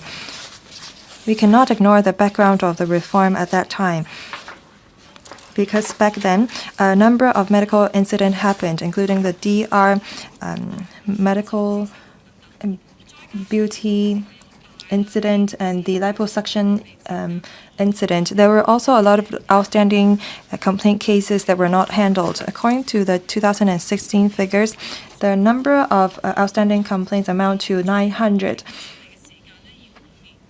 It took 5 years to handle a case, and some cases took 10 years to be completed. Against such background, people have been asking the Medical Council to reform itself. If you look at other places and countries on the world, their Medical Council were subject to reform regularly. But then there were a lot of obstacles posed to the LegCo before passing the amendment bill. Since 2018, 5 years have passed. I hope that the government can give us some figures on, for example, how long a case need to be handled and have the outstanding case to be processed. I hope that the government will give us such figures. Apart from efficiency in handling cases, the functions and composition of the Medical Council needs to improve also. For those problems that could not be solved back then, perhaps we can deal with them now. The original motion was set out in a very open kind of manner so that we can be more open in terms of our speech. First, I think that we should start up a separate and independent investigation panel.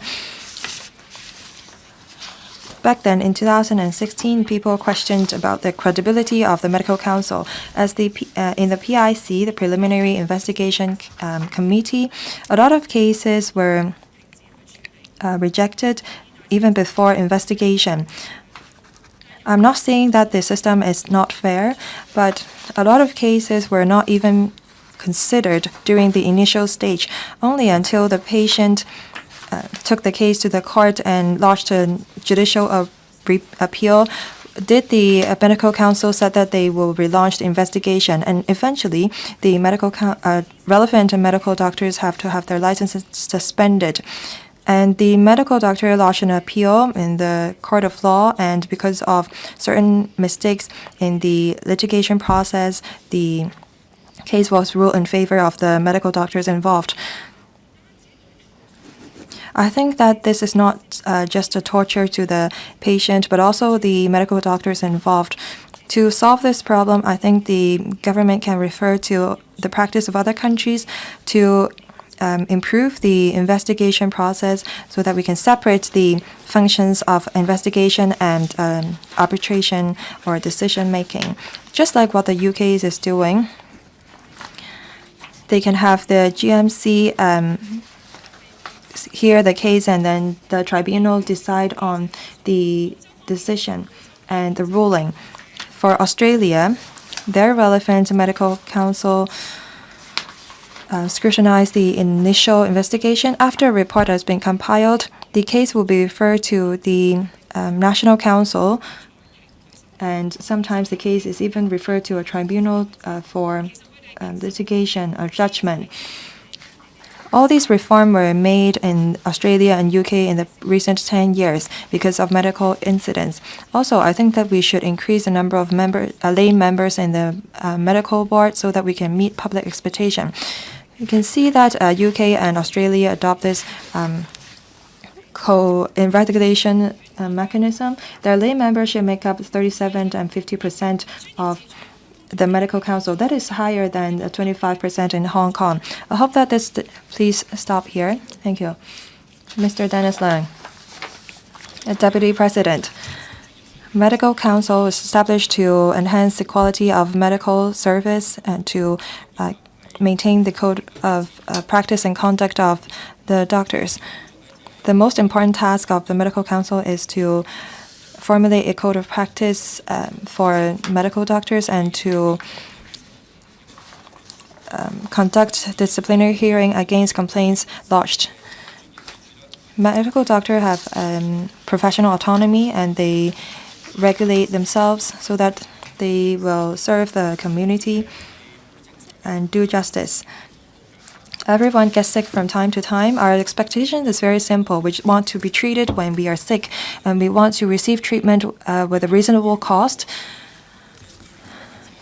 But it seems that we have turned medical trade into a business, and the medical sector is highly commercial.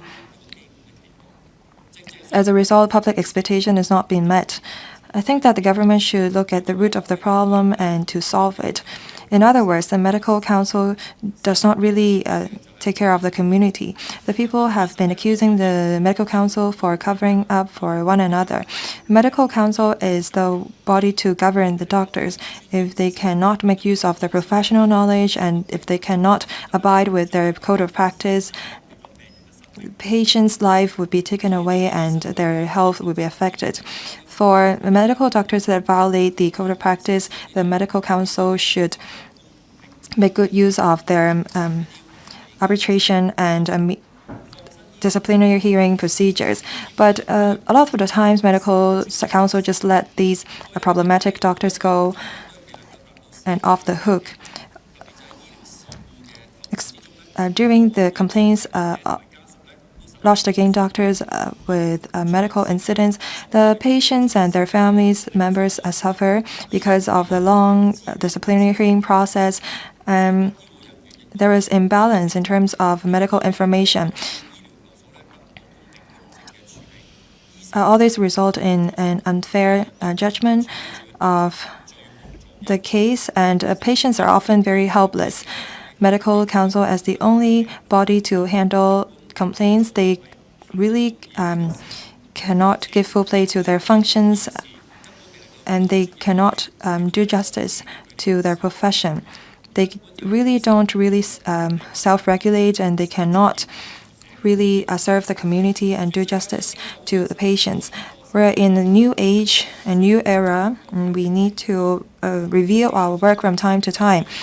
The functions of relevant professional bodies should also be reformed from time to time to keep up with the times. So among all these problems that the medical council is having, they should reform their functions and review their responsibilities. Under their mission to serve the community, the medical council should take the following steps. First, I think that the medical council should support the increase of medical places in the university. Second, we should enhance the skills and knowledge of medical doctors. And third, we should reconstitute the complaint and disciplinary hearing procedures to better protect patient safety. And we should raise penalty for medical doctors who violate the code of practice.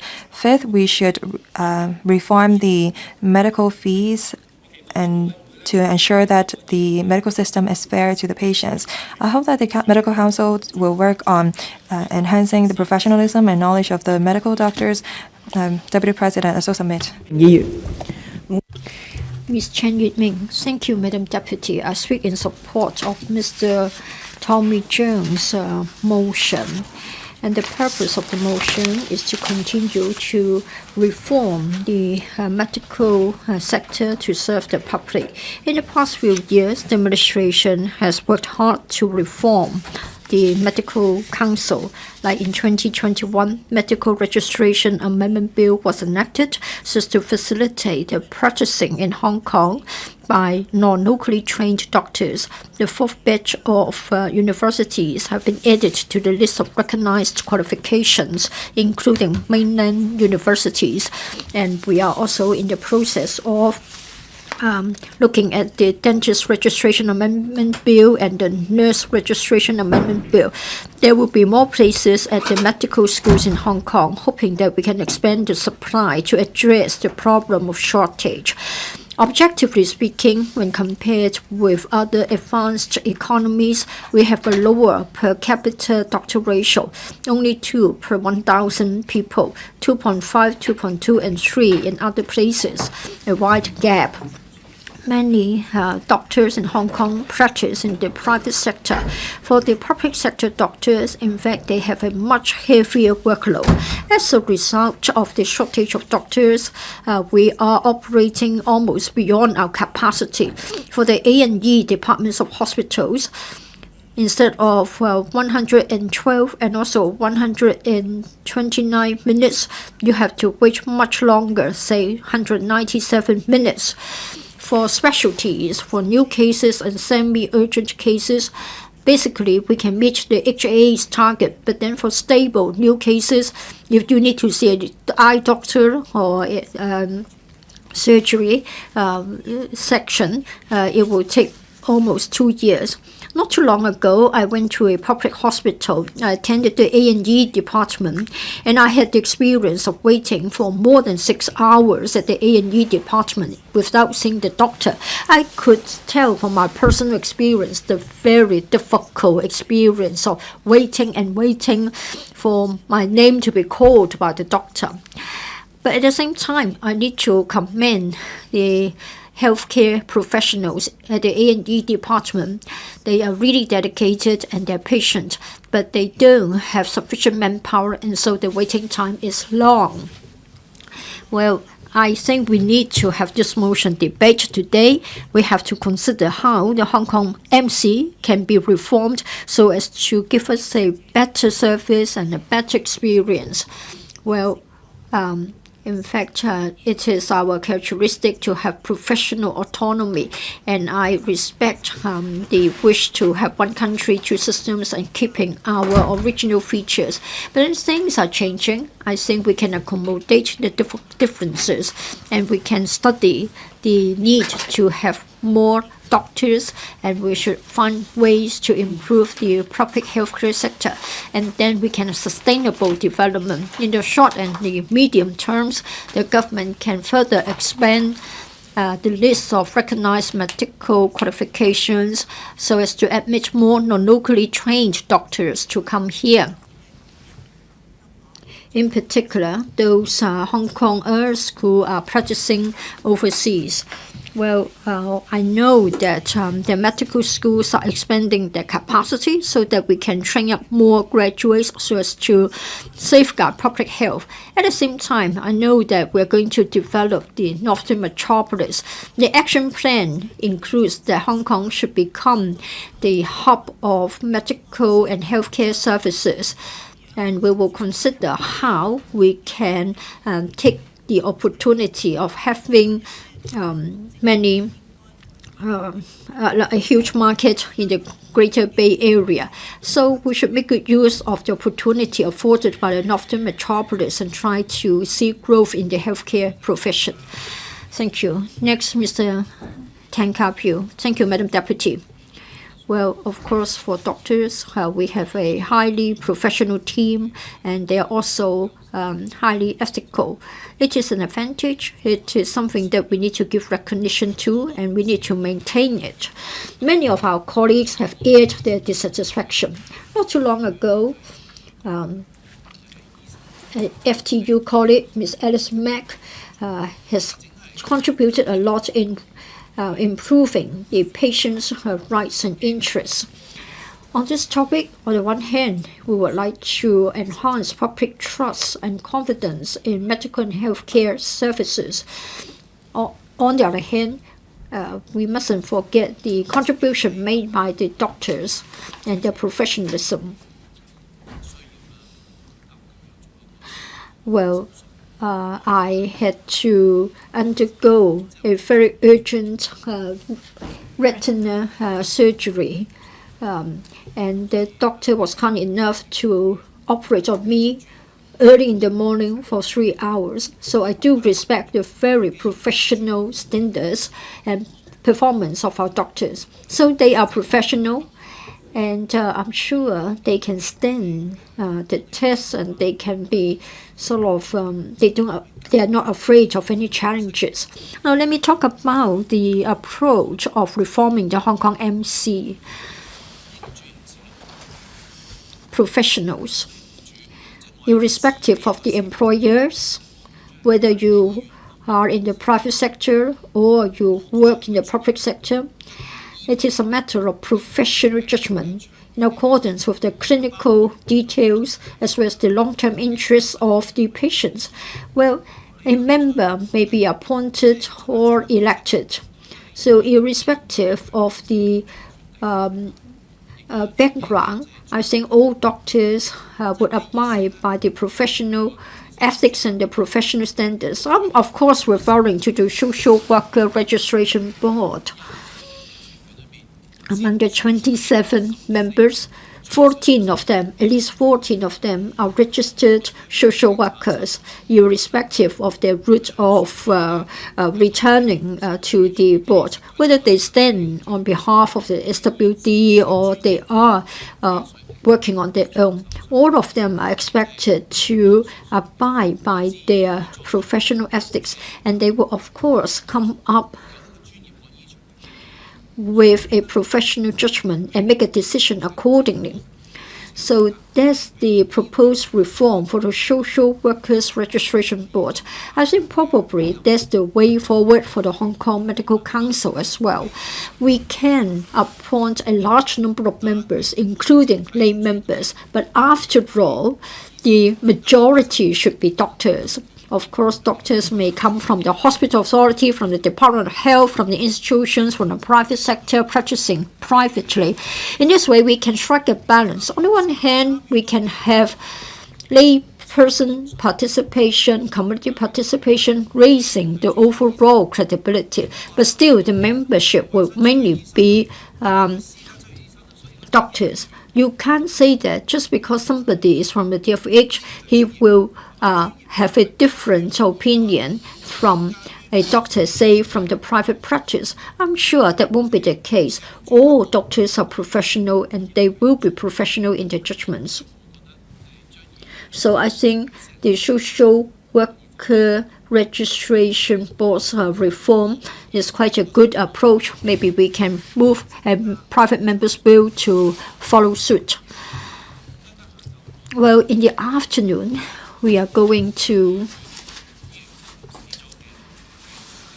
meet with some family members of a patient who died, unfortunately, in a medical incident. We are going to hold a press conference.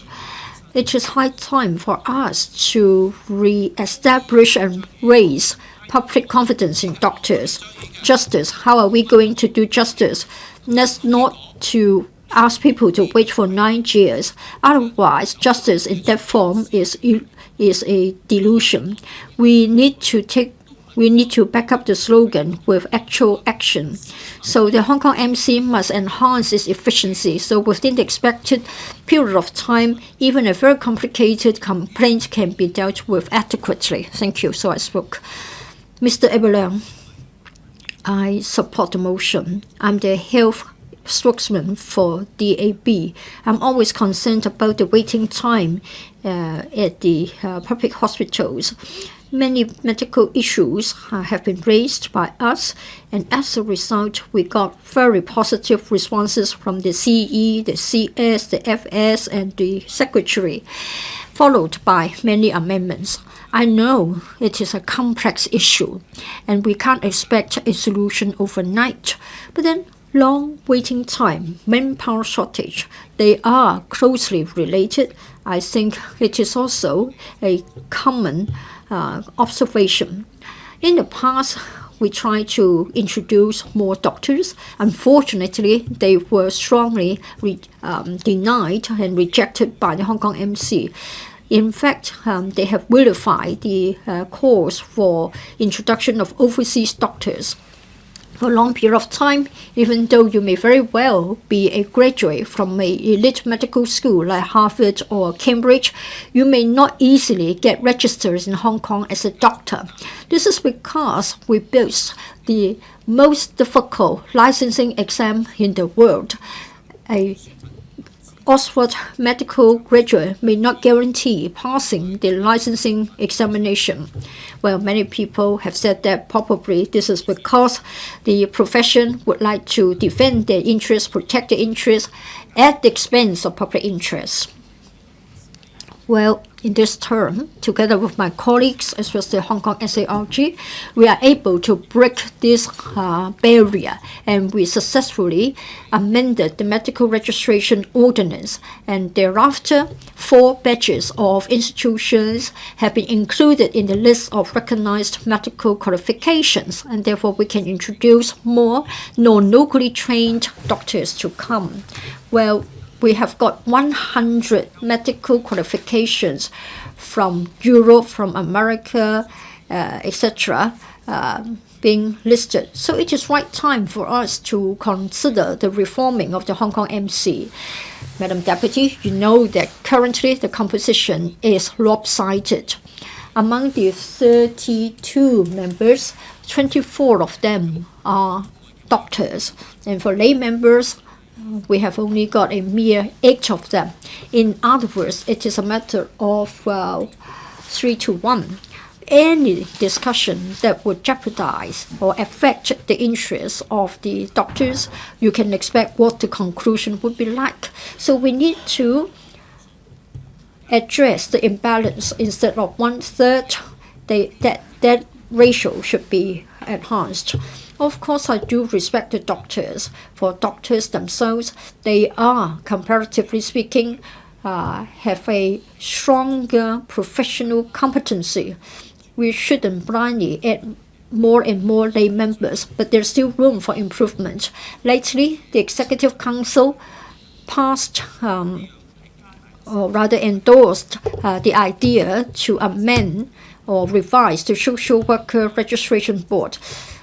Despite the effort to revamp it, there will be more than half of the members being social workers themselves, and this way a balance can be achieved. I think the Hong Kong MC can borrow the experience of the Social Workers Registration Board. Of course, we are not trying to oppress and suppress the interests of the doctors. All we want to do is to make sure that there will be a better relationship between the doctors and the patients. And then Hong Kong MC can command higher respect and gain more credibility. And then you can eliminate the allegation that doctors are covering each other's back. I think the Hong Kong MC should become a respectable organization and gain public trust and respect. If you go around the street and ask for the opinions of the public, you will easily get criticisms against the doctors. It is unfair for those who have been dedicated and serving the public for decades. So I spoke. Thank you. Dr. Dennis Lam. Thank you. Deputy President, the Medical Council is the statutory body overseeing the registration of doctors and disciplinary matters. Every year, it holds licensing examination for locally trained doctors to be registered in Hong Kong. At the moment, the Medical Council comprises 24 medical members and 8 lay members in a ratio of 3 to 1. There have been voices in the community complaining about the very high threshold for complainants to lodge a complaint. And there are suggestions that the ratio of medical to lay members should be readjusted so as to strike a better balance between the interests of doctors and patients and to enhance the efficiency of complaint handling.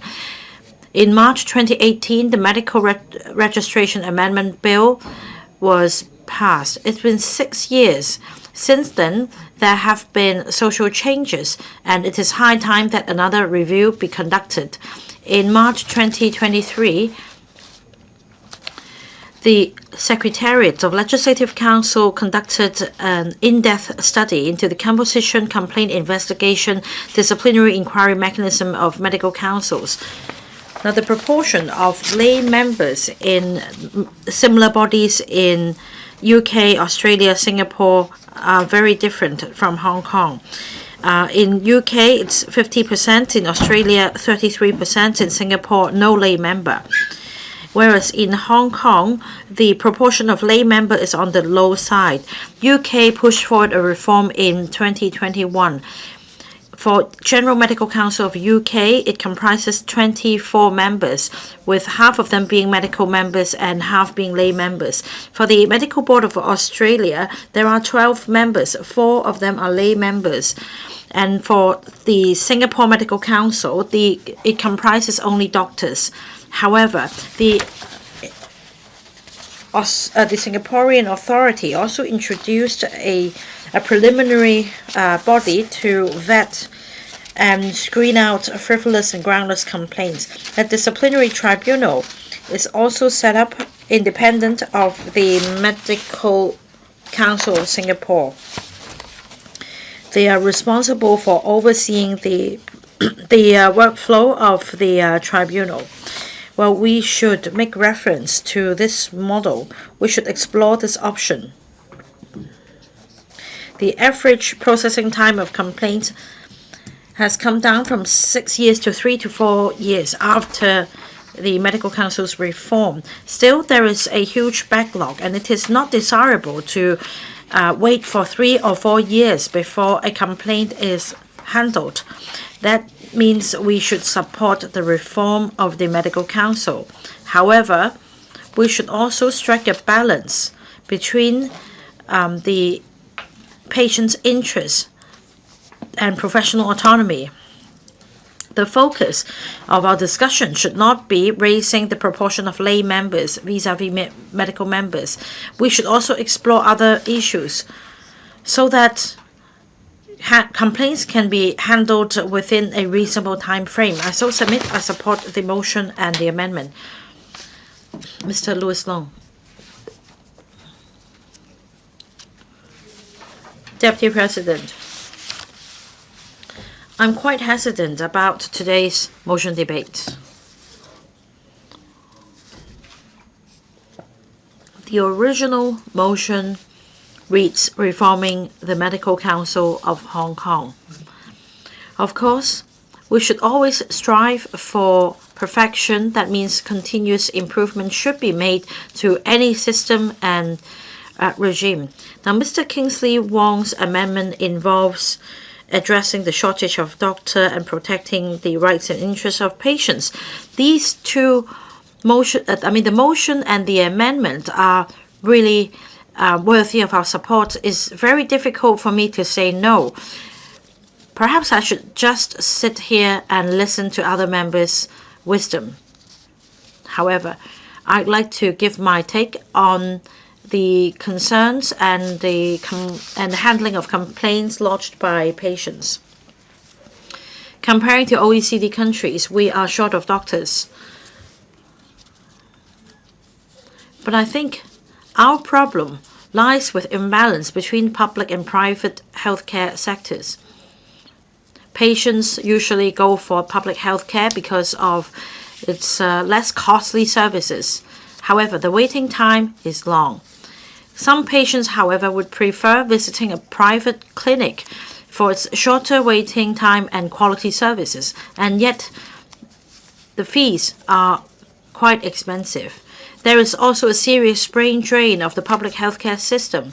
Many doctors would rather practice in the private sector, and this exacerbates the problem of shortage of doctors. So I think that the glaring problem facing us is how we should retain doctors in the public healthcare system. And I think we should consider reforming the complaint handling mechanism. An independent body can be set up, for example, to handle disciplinary matters relating to doctors and also complaints, similar to the accountancy sector. The AFRC is responsible for investigating into the conduct of accountants as well as disciplinary matters. It has replaced the function of the Hong Kong ICPA. It is very difficult for family members of a patient to complain against the doctor because in the healthcare process, apart from doctors, there is also participation by different healthcare professionals such as nurses and etc.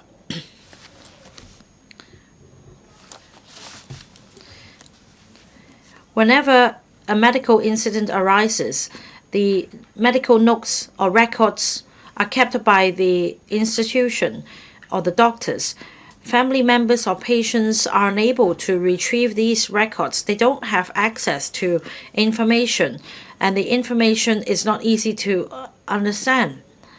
So if we have an independent authority to oversee complaints, independent investigation can be initiated, and that authority can explain the outcome of investigation to the patients and family members, and this can also help expedite the decision-making process as to whether the doctor should be subject to disciplinary action. And this can help enhance the efficiency of investigation as well as impartiality.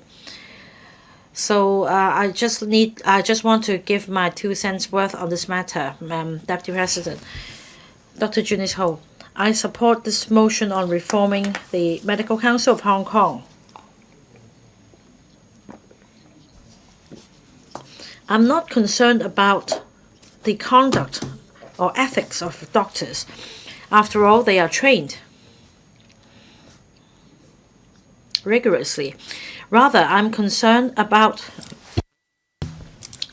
the disciplinary mechanism, so on and so forth. I have some reservations because at the end of the day, we need experts to testify whether the doctor has committed professional misconduct.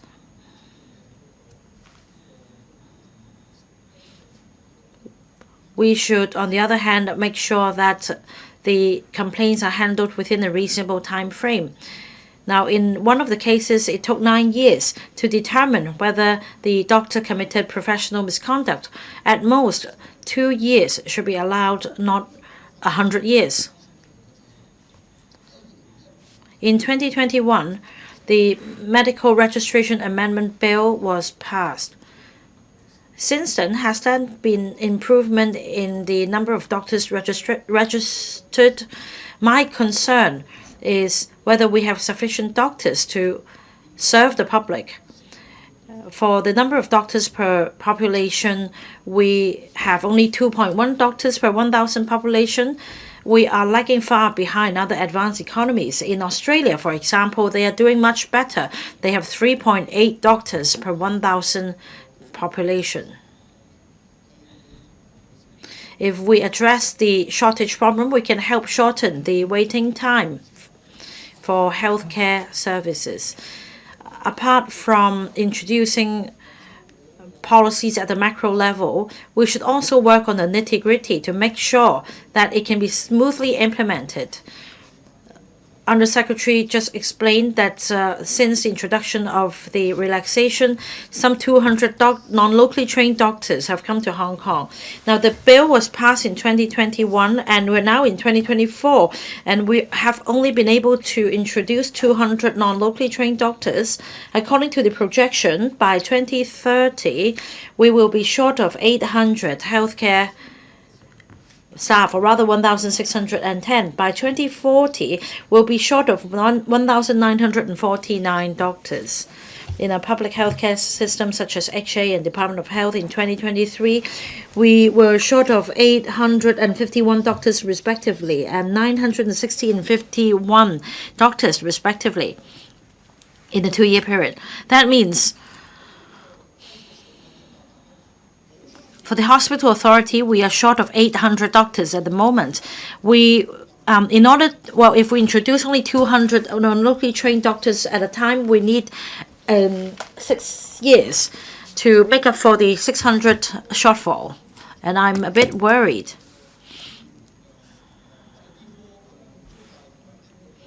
We have 2 medical schools in Hong Kong, the CHK and the Hong Kong U.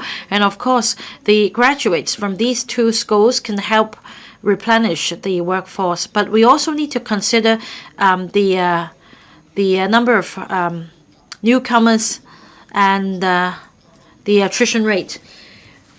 In a 3-year period, we have added 200 doctors, but we're still short of 600. How many years will it take to strike a balance? This is something that the government should ponder. As for the nitty-gritty, it's for the medical sector to consider what institutions to be included in the list of recognized qualifications. Say for the 501 Guangzhou or the Guizhou hospitals, well, we should consider the caliber of doctors and whether they could treat patients well instead of just considering from where they graduated. And if we're able to fix the glitches, the bureau director, director of health, or head of the hospital authority should take the lead in, making some authority in deciding who can come to practice in Hong Kong. I so submit. Does any other member wish to speak? Mr. Tommy CHEUNG, you may now speak on the amendments. Thank you, Deputy President. I thank Mr. Kingsley WONG for his amendments. Although it doesn't mention how the Medical Council should be reformed and also the membership of the Medical Council, but it points out that the licensing examination and registration regime should be optimized. So I support his amendment. In the following, I'm going to speak on how we can enhance the license examination and the registration regime for non-locally trained doctors. Deputy President, when we scrutinized the Medical Registration Amendments Bill 2021, Mr. Peter Shield from the Liberal Party did move a committee stage amendment to allow non-Hong Kong residents who are graduates from an overseas medical school with recognized standard, they can be allowed to complete internship overseas and come to take our license examination and then receive training and practice in Hong Kong. And also, non-Hong Kong permanent residents, overseas doctors, if they have family members who are residents in Hong Kong, they can come to Hong Kong and receive training and practice under special registration. Now, the amendment was not passed back then. Now, our party's enhancement proposal can further expand the scope of the special registration regime to align with the government's determination to address the shortage of healthcare professionals in Hong Kong. That's why I support the amendments moved by Mr. Kingsley WONG. I urge other members to do so. Thank you. Secretary for Health. 主席，我在 Madam Deputy, let me once again thank Mr. Tommy CHEUNG for moving the motion and Mr. Kingsley WONG for proposing an amendment, as well as 23 members who spoke in the debate. As I have said in the opening remarks, the healthcare professions in Hong Kong always uphold the principle of professional autonomy. Let me say this once again. What is meant by professional autonomy? It means that the profession itself has the duty to define and enhance their professional standards, protect public health, and make sure that there is public trust in them. They are the main elements. As Dr. Loh Wai Kok has said, healthcare is about life and limbs, so the quality and standards must be upheld. And we have to emphasize professional knowledge as well. We are thankful to the professional regulatory bodies for maintaining a very high standard of professionalism. And as a result, we are able to rank very high among the developed economies. They do have a contribution to make here. We respect the handling of professional regulatory issues by the governing bodies in accordance with the relevant laws. The administration has the ultimate responsibility in the governance of the SAR. Therefore, we'll continue with a role of proper oversight, make sure that the regulatory bodies carry out their functions in accordance with the law and maintain the professional standards of our healthcare personnel.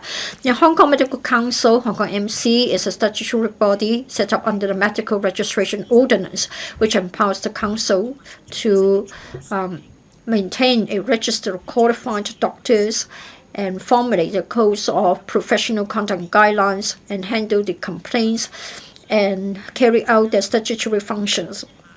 If I may sort of examine the functions of the Hong Kong MC, some are related to their profession, the others are practical issues.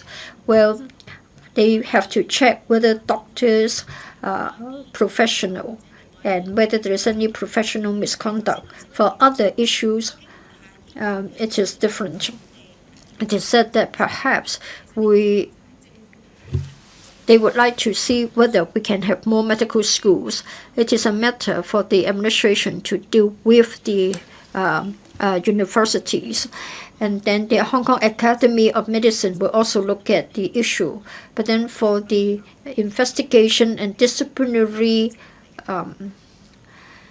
actions in relation to misconduct, then it falls on the shoulders of the Hong Kong MC. So the Hong Kong MC is mainly dealing with the professional conduct of the doctors. They maintain a register, they deal with matters related to doctor registration, administer the licensing examination, and formulate codes of professional conduct and guidelines, and handle complaints received against doctors, conduct investigation to allegations of professional misconduct, and take disciplinary actions. Regarding the composition of the Hong Kong MC, a lot of members have spoken. In fact, the regulatory models vary from one place to another, depending on the degree of participation of the government, the profession, and the public. In Hong Kong, doctors are mainly self-regulated, upholding a high degree of professional autonomy. As doctors' skills and knowledge are highly specialized, it may not be appropriate for laymen to exercise regulatory oversight. However, it is the global trend to increase the participation of lay people so as to increase the public accountability of the mechanism while upholding self-regulation. With more lay members, it means that we can have a higher degree of public accountability. Currently, we have got 24 doctor members and 8 lay members, making up the Medical Council. Other than 2 ex-official members, the tenure of membership is 3 years, subject to reappointment or re-election. Professional members include representatives of the DFH and the Hospital Authority and members elected by the Hong Kong Academy of Medicine, responsible for the training of specialists, as well as the Hong Kong Medical Association and representatives elected from among the doctors. Lay members include representatives of patient groups and consumer council. Revamping the composition of the Hong Kong MC has always been controversial. Many medical regulators elsewhere are gradually moving towards co-regulation. Having more lay members would enhance the accountability. As Ms. Doreen Kong has said, this has also brought about more challenges like difficulty to arrive at a consensus. The current composition of the Hong Kong MC is the balance between professional autonomy and public accountability, while caring for the interests and rights of the patients as clients of medical and health services. Views on the membership is still divided, like ways to enhance the transparency and accountability to better respond effectively to the expectation of the public. We'll continue to listen to build a consensus.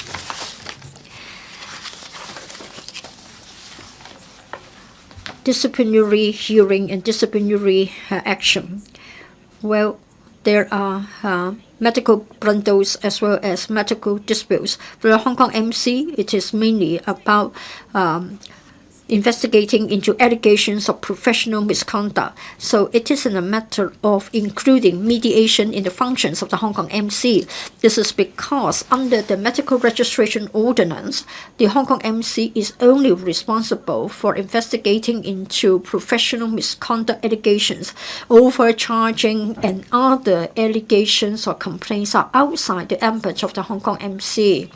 And in fact, we have the Private Medical Facilities Ordinance, and it focuses on the role of the private medical organizations. And we have also talked about the need for a complaint handling mechanism. So if you have got other types of medical complaints, you can invoke the mechanism under that piece of ordinance. All the time, the administration attaches a lot of importance to the professionalism and the ethical standards of the healthcare professionals. Any complaint handling system must be fair, just, open, and efficient, upholding the quality of the service and safeguarding patient safety and protect the interests of the patients and build a mutual trust between the healthcare professionals and the patients. Under the ordinance, the Hong Kong MC's function is to maintain the professional standards of the doctors and deal with the allegations of professional misconduct. There should be an independent handling mechanism. And we have noted down all the views expressed by members in this regard. Generally speaking, upon receiving a complaint, the Hong Kong MC will first of all refer the matter to the Preliminary Investigation Committee to carry out a preliminary inquiry. If the PIC decides that there is a prima facie case, then it will be referred to the Hong Kong MC for a full hearing.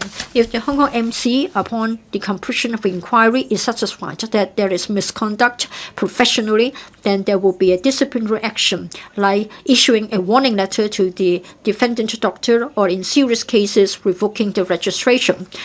To improve the complaint investigation and disciplinary inquiry mechanism, we have got the participation of lay members in different processes. For example, the PIC is made up of 4 registered doctors and 3 lay members. In other words, about 40% of the total. For inquiry panels, again, we have got 3 registered doctors and 2 lay members. Such an arrangement means that we will pay attention to both the spirit of the peer review among professionals as well as the social norms and values represented by the lay people, and to make sure that the process is impartial and, in fact, the decisions are appealable. In the debate, some members referred to the phenomenon that certain cases took a long time to complete. I won't dwell on the details. Of course, I know that the public has got an expectation. That is, the cases should be effectively and efficiently dealt with as soon as possible. We have got a statutory mechanism to make sure that the complainant as well as the defendant doctor will have full participation to put forward their side of the story. At the end of the day, the inquiry panel will make a decision to ensure that it is just and impartial. In fact, 1,400 cases have been dealt with. In relation to the introduction of non-locally trained doctors, everybody has talked about the serious shortage of local doctors. It is a long-standing problem with the aging of the population and the prevalence of many chronic illnesses. The public healthcare sector is under huge pressure. For the former Food and Health Bureau carries out a healthcare manpower projection 2020. That report tells us that as a result of the demographic changes, we will have a very serious and long-term problem of shortage of doctors. Now, currently, the local supply of doctors has got locally trained medical students as the backbone WONG, supplemented by non-locally trained doctors to fill the shortage or to fill the gap. We have been enhancing the number of medical school student places. In fact, it has been doubled from 250 to 590. But it takes time, and for us to expand the capacity of the medical schools, there are practical difficulties. We cannot just rely on local student places to resolve the problem. In 2021, there was the amendment bill, and we created the new pathway of special registration.